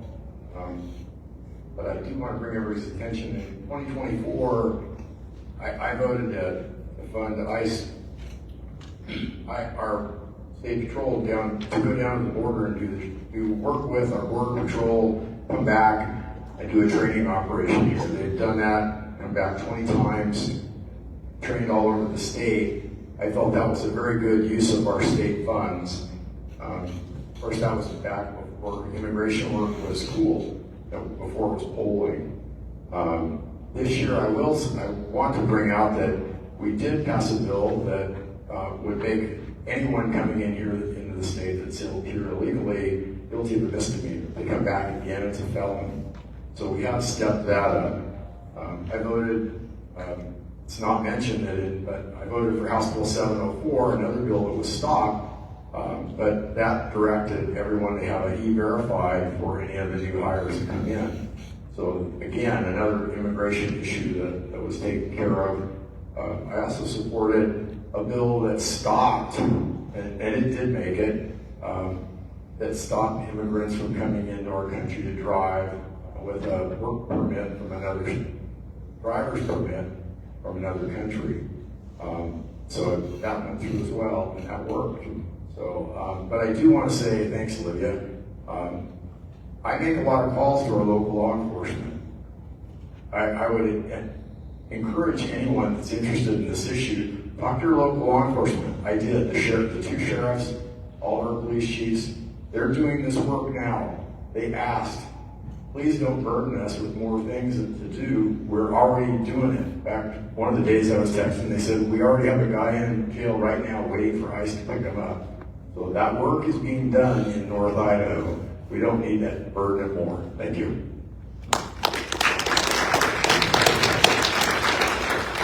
So when the Northern Pacific Railroad was built here in the Northwest, they contracted Asian laborers for 25 years to come over here. We need different H-2A and H-2B visas to accommodate these issues where we need long-stay immigrant laborers. I would also like you to look at the 14th Amendment. That's the one that keeps getting debated about naturalized citizenship, birthright citizenship. But it also takes a shift at the end of it. It says, nor shall any state deprive any person of life, liberty, or property without due process of law, nor do not deny to any person within its jurisdiction the equal protection of the laws. And so there's a lot of discussion about what rights in the Constitution are extended to illegal aliens. The 14th Amendment makes it clear that the rights that are enshrined in our Constitution that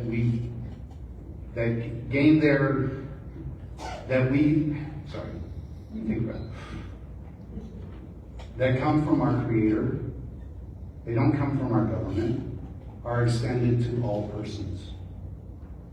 And so my concern is that we don't just erode the Constitution out of convenience because we want to rid ourselves of illegal aliens. Yes, they've come here wrongly. Some for very wrong reasons. Some because they're fleeing very bad places. And we have a judicial system in place to ensure that we do right in every situation for any person that comes to our country. I don't want to see those rights taken away for expedience. So one of the questions, part of the question was the number of illegal aliens in the northern counties. FAIR, which is the Federation for American Immigration Reform, is a group of people that are working on the very thing we're talking about right now. I spent a week at the border on my own dime, by the way, I needed to mention that. State of Idaho didn't fund that, I paid my own way. And we talked with Border Patrol and the Department of Public Safety, which is the Texas State Patrol. Wait 2 minutes, I have a lot of information here. In Idaho, as best we can tell, the cost of illegal aliens in 2023 was $302,552,823. When you add their children, it was $405 million and change. That's $62,083,000 per taxpayer. Or excuse me, 62,000 illegals and 83,000 including their children. Some of the bills we passed that we've talked about reduced incentives for them to come here. But some of the immigration bills we passed would simply have given us the numbers, and we couldn't even get them passed. There's a lot of pressure against removing the illegals from the state. Anecdotally, I run a store that sells cheap boots. I'm not trying to push my boots, but I get folks into my store. And in years past, I've been doing this for almost 50 years. In years past, my mother worked for me occasionally, and she speaks Spanish. And I can tell you that 30 and 40 years ago, we had illegals coming in here and working in the hop fields in Boundary County, and in other locations and in dairies. Back when we actually had dairies in Boundary County and cattle ranches. And so this is not a new phenomenon, but it has grown exponentially. And one of the bills that have passed do not take away extreme care. If an illegal is involved in an automobile accident, we're going to take care of them because we're compassionate people when that happens. But I spent time talking with the sheriffs that are working with ICE. Ask me about that afterwards.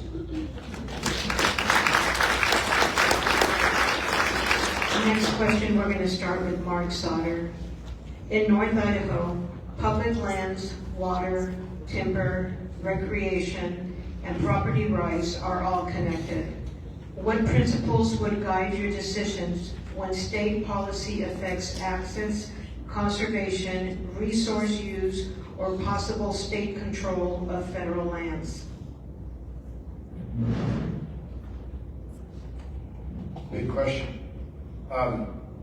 I've worked with some of the local timber companies to ensure we have access into the backcountry up in the Selkirks. It's a dicey issue.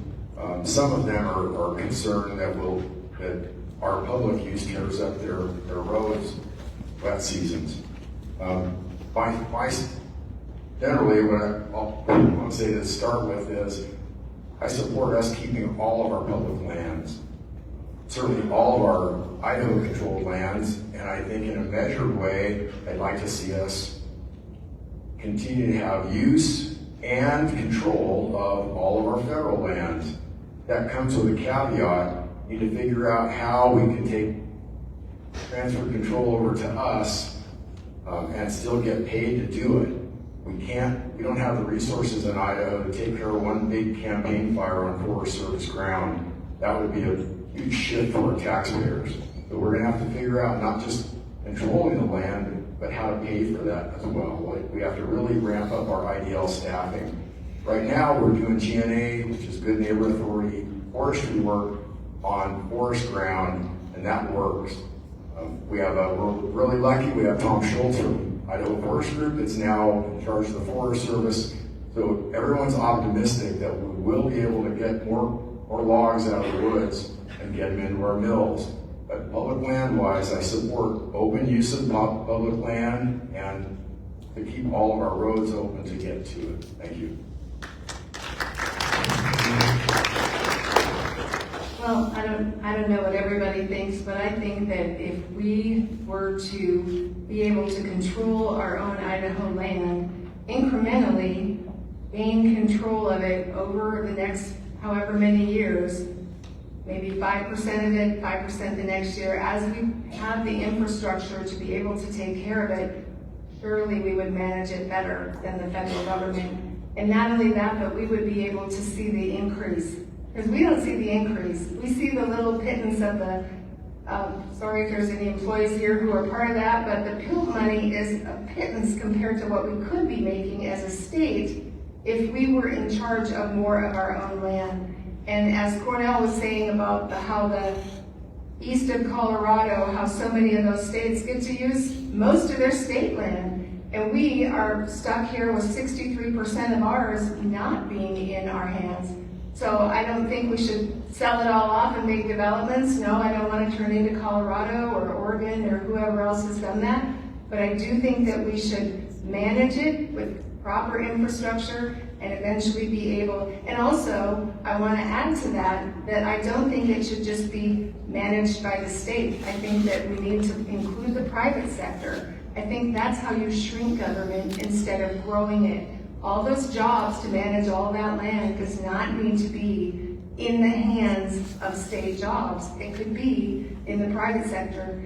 And I feel passionately for that because I think that that's what happens when you just allow the state to do everything for you, and it leaves all the little guys with the sawmills, the little guys with the equipment. I think they need to have a part in that pie as well. So I'm not advocating for selling it all off or opening huge chunks of it up for development, but I think we need to properly plan for that so we're not all squished on 37% of our state. I'm certainly an advocate for public lands, having grown up here, whether it was an evening run up to Brush Lake or a weekend trip where you get to go up to Pyramid or Roanoke, something like that, or in the wintertime up to the sheep corrals. Always out using them and think we should all be able to enjoy them. You've probably heard the claim that I tried to close public lands, which is absolutely false. We simply acknowledge this year that if you're behind the gate that's closed, whether it's on private land or public land, that's trespassing. It's simply a clarification to ensure that people understand that a gate goes up for a logging job sometimes, and it comes back down afterward. That not advocating in any means closing public lands. My time growing up here again, when the timber industry was very strong and a larger part of the economy than it is now, access with utilization is what I believe in. Go back to earlier times when we had the 25% of net timber sale for a federal timber sale, 25% of net was going back to our road bridge department and our schools, and that was part of why the school funding was not an issue before. So we do need to get back to utilizing that. And finally, how do we get back to that? As Representative Sauter just referred to, we're in this unique position right now that the head of the Forest Service, Tom Schultz, is from here. He ran the Idaho Department of Lands for many years, and he's back there now. And then he works for the Undersecretary of Agriculture, another Idahoan from Central Idaho who understands this conversation very well. So it's time to take advantage of that, along with our governor's relationship with the administration, make some changes. We'll see the Forest Service out here in Utah, and I think that we'll start to get this turned around.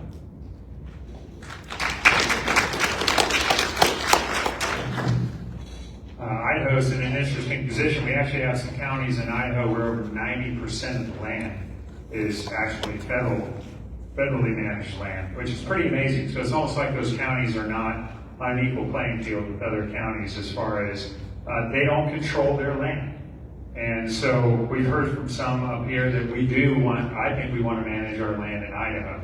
And obviously that means that we don't necessarily have the infrastructure or the resources to do that right now, but I think we increase our ability to do so. We've seen that the federal government has not done a good job historically in that. And so that needs to change. I do want to see continued access. And since a lot of the land is federally owned, and it's owned by the U.S. government and managed by the U.S. government. Those are the roads that up in my area we've seen a couple of closures. I think everybody's seen closures. Gates, notice that the land is no longer accessible. There was a bill in the legislature last year, Senate Bill 1086, that was going to create a new Idaho crime related to accessing when any government entity that manages or controls land gives notice of and imposes closures, restrictions, regulations, or prohibitions in relation to use of the land for recreational purposes. Any person who violates such closures shall be guilty of criminal trespass. That was going to be a new Idaho crime. I think that was the wrong direction for Idaho to go. That didn't even require notice. It didn't require intent. So you could have wandered onto federal land through another access point, and you could have been charged with a crime since no willfulness or intent was created in that crime. It passed the Senate 18-16, and it was not taken up in the House. Senator Woodward did vote for that bill and claims it was mainly oriented toward private land, but it specifically defined it as the United States government. I think that is the wrong direction for Idaho. I think we want to maintain access for recreational use, and we want to get control of the management of the lands so that Idaho can benefit from the lands that are right next to us.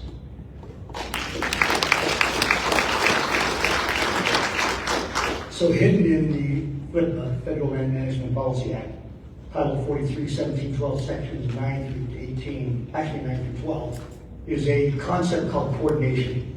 And we use that as a county. Boundary County worked with us. I had 5 Washington counties and 9 Montana counties and 5 Idaho counties working together back in 2010 to 2012. I was the chair of the Bonner County Commission. And we stopped the federal intrusion into our land here because the caribou herd had increased 25%. Now, how many of you are familiar with Mark Twain's adage that there's lies, damn lies, and statistics? And what the statistic was that the caribou herd in northern Bonner and Boundary County increased 25%. It did. The statistic was correct. It went from 3 to 4. And so we invoked coordination. We worked with Fish and Wildlife Service, and we stopped the destructive activity that they were going to impose upon us of 376,000 acres of critical habitat for those 4 caribou. That's an area the size of Rhode Island. We have the tools to use them. They're a lot of work. But what we do need to do is we need to continue to focus on the concept that at the federal level, Article 1, Section 8, Clause 17 is the section of the Constitution that gives the pure created amount of land the federal government gets to have jurisdiction over. 10 miles square called Washington disease. And any forts and lands, magazines, etc. They have gone beyond that. Now, 2 minutes is just, this is mind-blowing. There's a group called the Property Environment Research Center, PERC, and they have put forth numerous white papers. I use a lot of their information. I work with a group called the Land Rights Network. There are several legislators that are on this group. We are working as hard as we can to come up with legislation that it seems pie in the sky, but so did the end of Roe v. Wade seem like pie in the sky. And it's gone. I think Idaho can lead on this.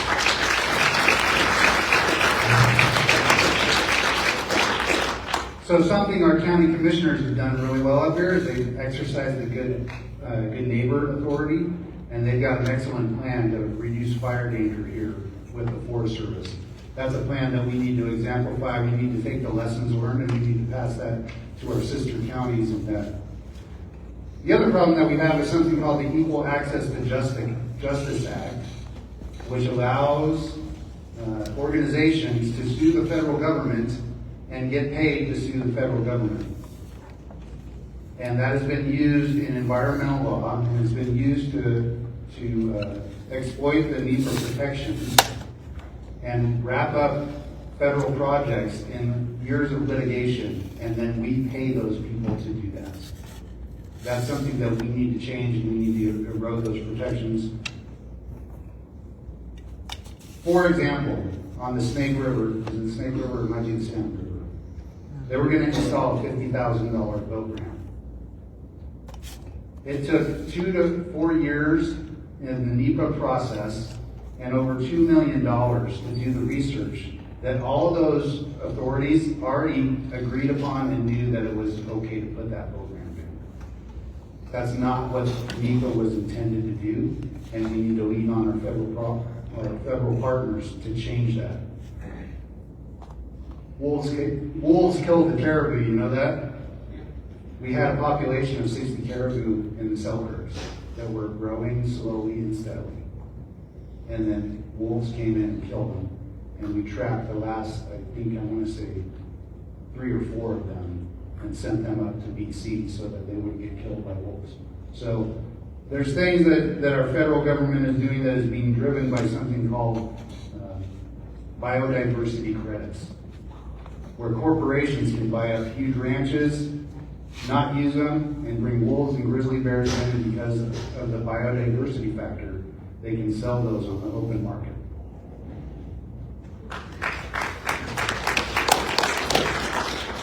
Last question, candidates, and we're going to start with Cornell, followed by Scott.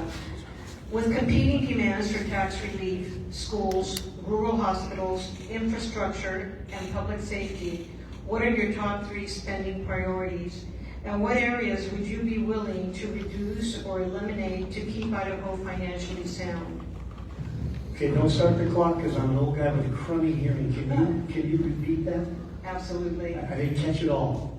With competing demands for tax relief, schools, rural hospitals, infrastructure, and public safety, what are your top 3 spending priorities, and what areas would you be willing to reduce or eliminate to keep Idaho financially sound? Okay, so top 3 spending priorities. Slow the spending down. I believe that it's important to continue. I'm going to beat this horse until he gets back up and starts walking again. We need to look into state bloat.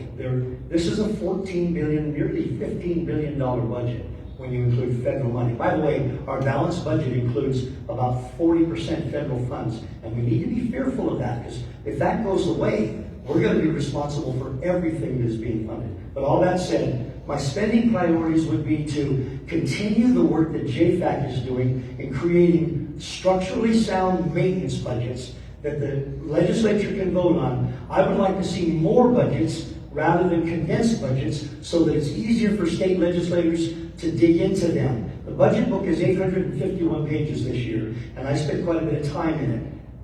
I believe that the answer to much of this simply lies in managing the billions of dollars that we actually have in a careful manner, that we begin to allocate it differently. So education is required by the Constitution, Article 9. So that's a big one. Health and welfare, the jury's out on that for me, because I don't see that as a government responsibility, but we are required to fund it by the federal government that's sending this money in. So we need to task JFAC to continue to dig into those budgets, allow the different committees like health and welfare to dig into those budgets, and dig in and find where there are duplicative budgets and unnecessary budgets.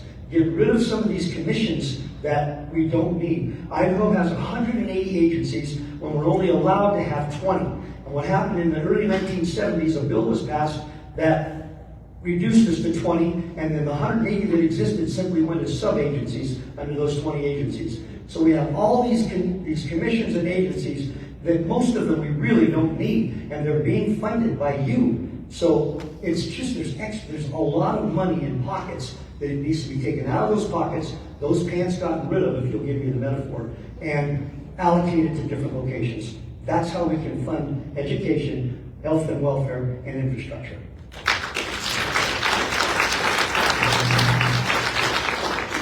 So education, for sure, because it's in the Constitution, so we should fund anything that is in the Constitution as a requirement.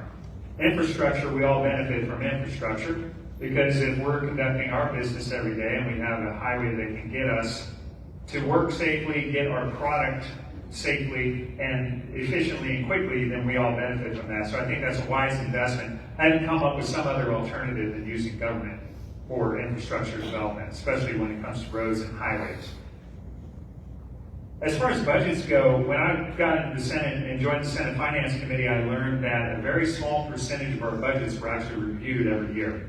And that probably explained why every year the Senate would just approve every single budget year after year after year. So what happens is every year the agencies will add some additional spending, new spending.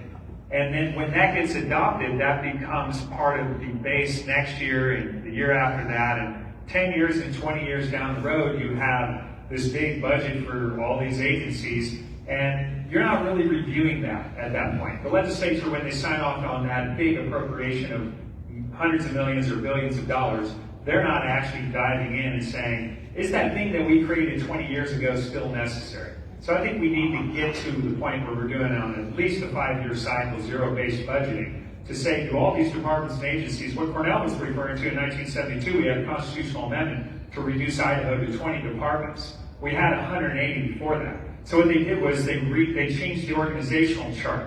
There are 20 departments, and the 180 departments roll into the 20. That's all they did. And they literally abided by the Constitution when they did that. But that's what's going on in your state government. They spend, it's actually with continuous appropriations, arguably $15, $16, $17 billion a year. And you know what the biggest #1 expense is? Medicaid. And Medicaid expansion that was passed in 2018 by the voters is $1.4 billion or so this year, when we were told it was only going to be $130 million or something. So that's got to be dived into. Those are able-bodied working individuals receiving Medicaid.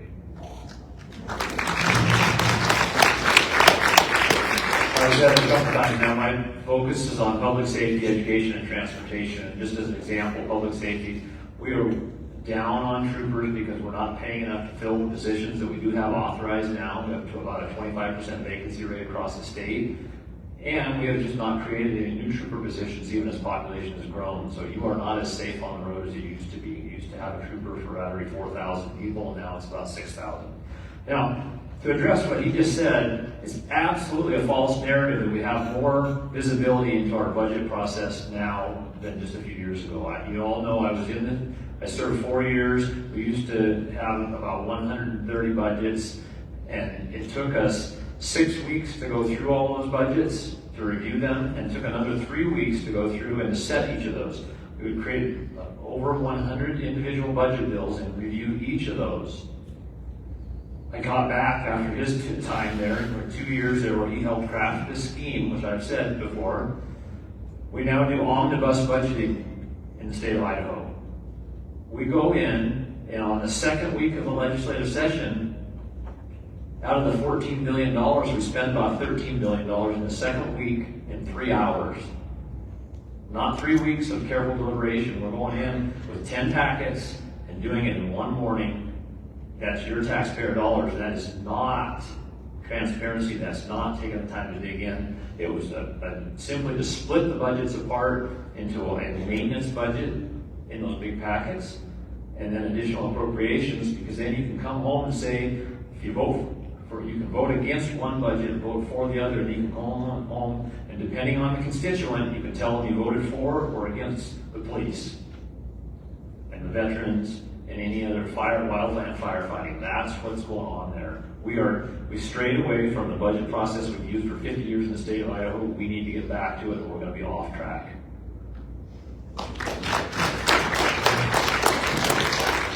You can probably sense the vast difference between the people up here and their viewpoints on things, but I just want to say that I think that the new budget process was genius, because it gave the legislators the ability to separate the needs from the wants.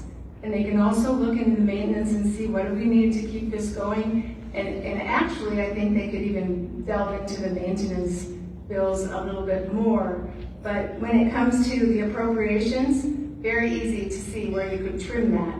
Another thing is that transportation. I think my top 3 would be education, transportation, and restraining the growth and living within their means. I think that's all part of the same thing. Also, less dependence on federal funds, because we know that every federal dollar basically is fiat.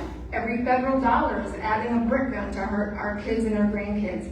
So as much as we like to see, 32%, whatever the percentage is, that's a different thing I was reading, but whatever the percentage is that we depend on federal funds, we need to lower that and lessen our dependence, because all we're doing is just passing it on to our kids and our grandkids.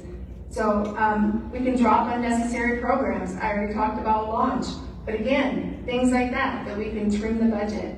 So I do believe that the budget process is they've really tightened it, and I think that it's a good thing. So, thank you.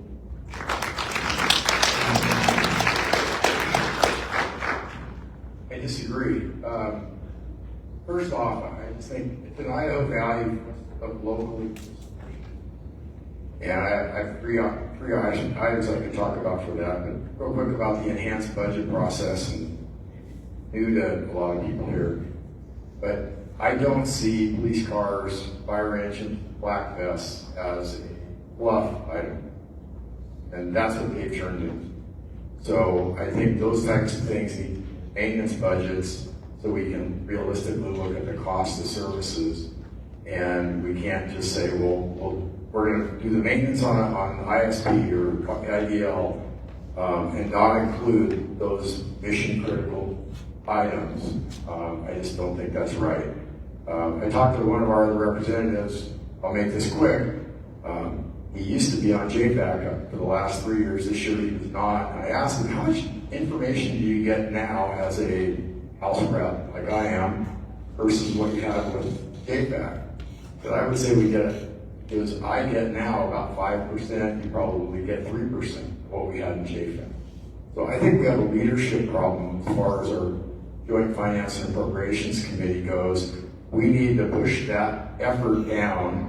little bit like Cornell has mentioned, to all of the representatives and have them have a little bit more information and a little bigger role in working through the different budgets. So I think that needs to happen. But locally, I have 30 seconds, so I'll go quick. We need to collect the unpaid fines for traffic infractions. There's $23 million hanging out there. Got it off the floor of this session. I couldn't get it through the Senate committee. We need to cut red tape for the schools. Just because the kids don't read at 95%, those kids read at 85% should help their school districts cut red tape. And last, we need to fix Albany Falls Dam and the Lake Ponderay lake level. That'll add about $25 million annually to our local economy. So we can do things local. Thank you.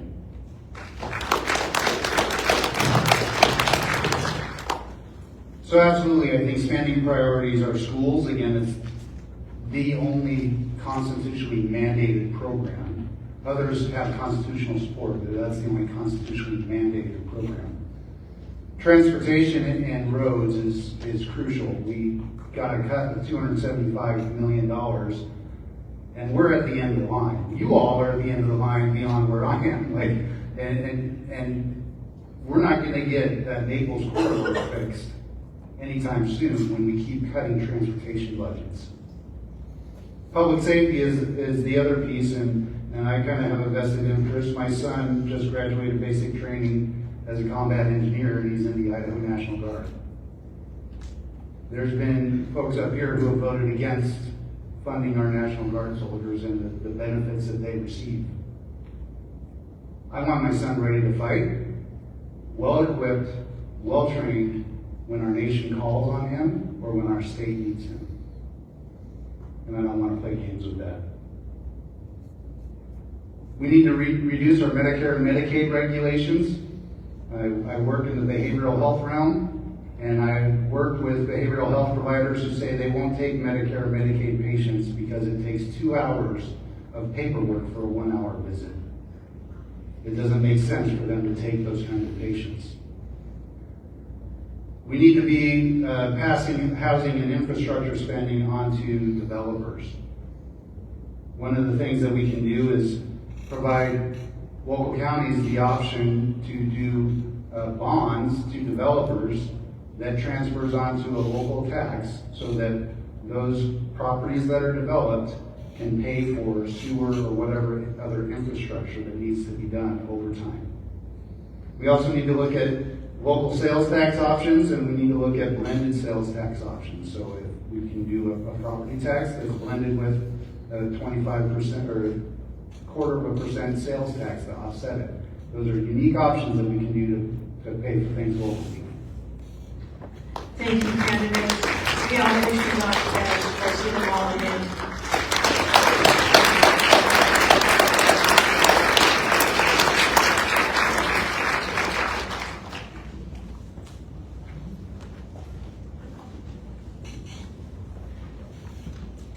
You each have 2 minutes for a closing remark. Why don't we start with Mark? Thank you. It's been an honor to serve all of you the last 4 years. I'm asking for your vote to go back and serve 2 more. I can promise you no one will go back and work harder. I've carried more than a dozen bills and had them all signed by the governor. But most importantly, I want to drive home. I work for all of you. I vote for our district. I think it's important to know that those Idaho values that I have transcend into every vote. So whether I'm voting with our sheriffs for law enforcement issue, voting with our cities and counties for an issue that impacts them, or helping to find some money to figure out how we can replace Valley View School, those are the things that are important. Yep, balancing our budget, making sure we're careful with our Boise spending, absolutely important. But we can't forget our public safety, can't forget our school district, can't forget our local control issues. So I'm asking you again, I want to go back to Boise, continue to support to represent all of you and listen and carry the North Idaho voice, Boise. Thank you.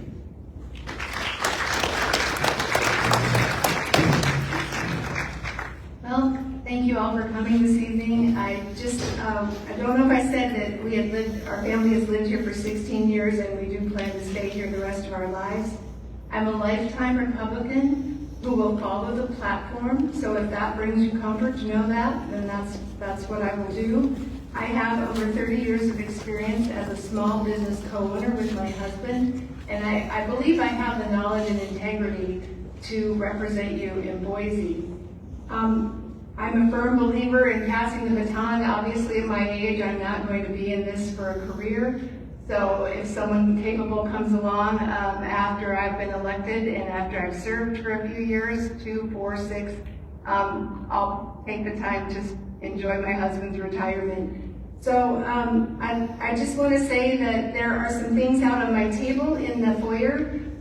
There's some Bibles out there. They're beautiful Bibles. They've been given to me by a church in Bonner County. But I just would love to share them with you. And if you need a Bible for a friend, I really believe that our nation needs to turn back to God. And I'm not ashamed to say that because I really believe that He is the answer to all of our problems, actually. So help yourself to a free Bible. I also have some t-shirts and some other literature, so feel free to just take anything that's on my table.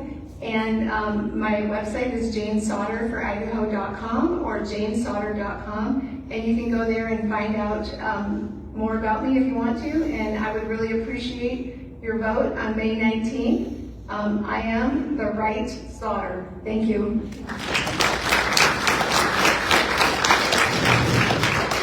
Good evening, thanks for coming out. I want to highlight, there is a stark contrast between myself and Scott Herndon.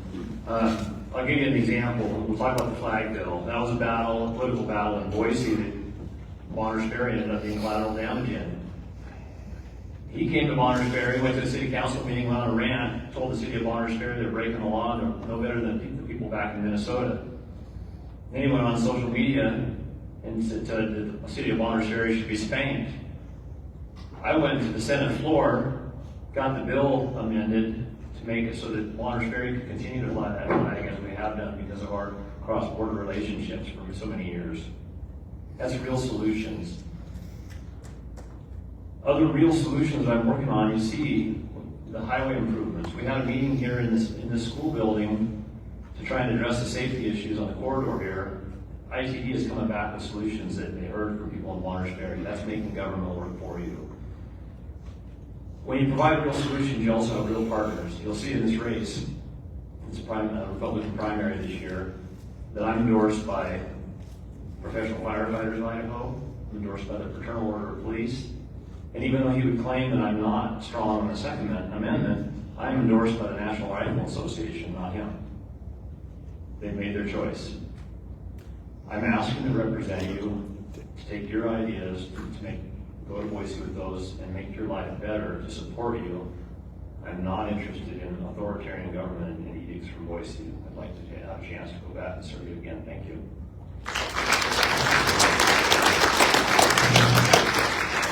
So Jim Woodward got one thing wrong. I actually told the Bonners Ferry City Council that you should follow the law. The law at the time said that you can only fly flags on special occasions.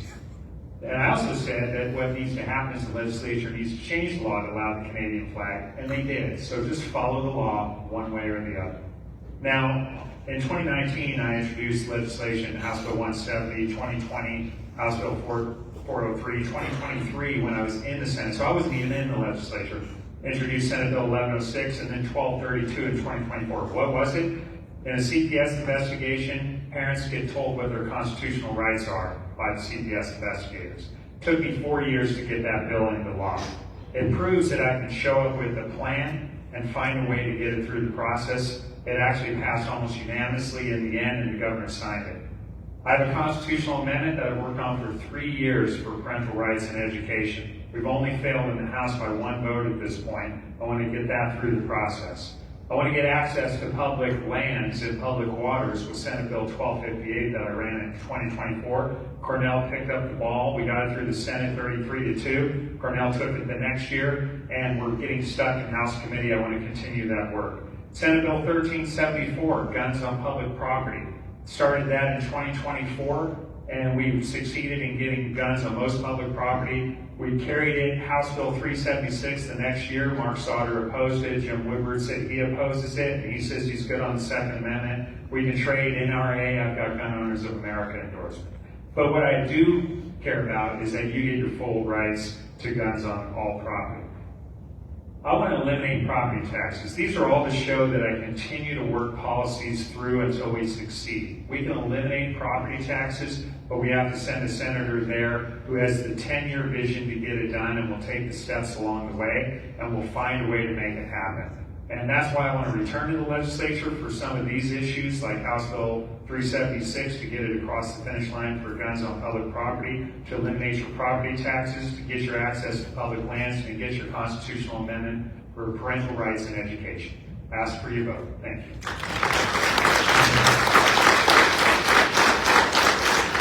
So to remind you, I'm Cornell Razor.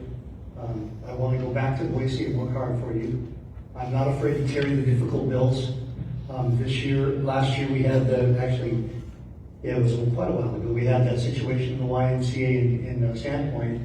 And once the dust settled and numerous ladies came to Scott, were concerned about what's been happening, I began to do some research and I found out this is happening all over. It's just that women are afraid, they were afraid to speak up because they felt they'd be targeted or that there would be nothing done about it. And then the city of Sandpoint asked me, would you do something about this?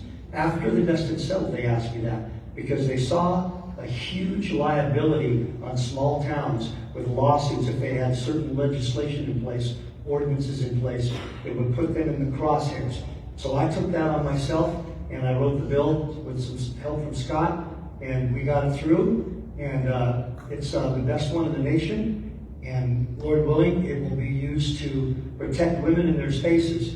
And I have had to create a special folder on my email list called threats, and I've got that full. So if you hear I shot myself from the back 3 times with a shotgun, I really didn't. I'm a happily married man, not going to commit suicide.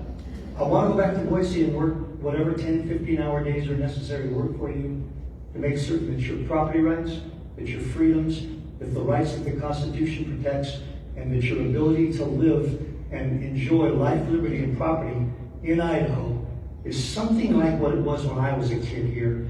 And you didn't really hear much about government unless you went to the post office and picked up your mail. We can have that again. We really can. Just because it's 2026 and we've gone down the wrong road, Idaho can lead the way to do that, and I want to help do that. Cornell Razor for LD1.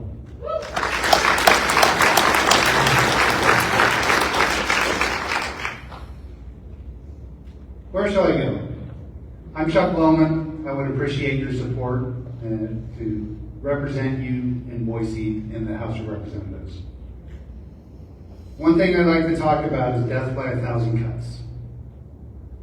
When we solve our problems at the state level, we're removing your agency to make changes at your level. When we do these little things that don't violate the Constitution, but toe the line, one day we're going to look back and wonder how we got here.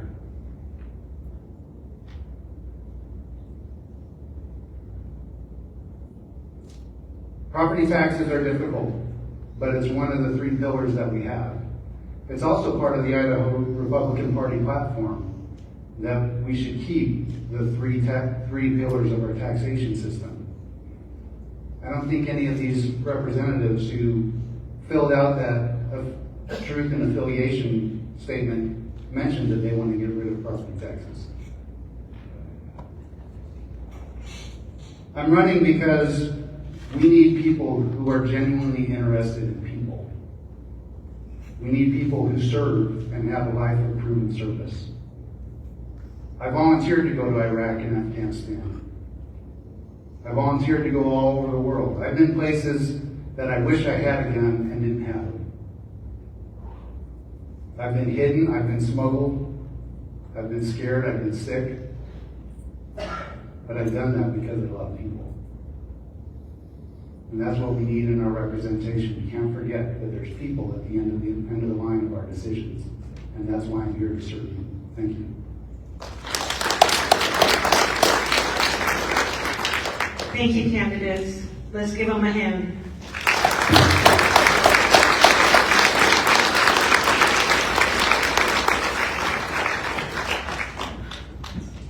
Thank you, everyone, for coming. The candidates do have tables out in the foyer if you want to stop by and talk with them and ask any questions that you may have that we didn't ask. Feel free to do that, and we'll be hanging out while we tear down. So, thank you all for coming.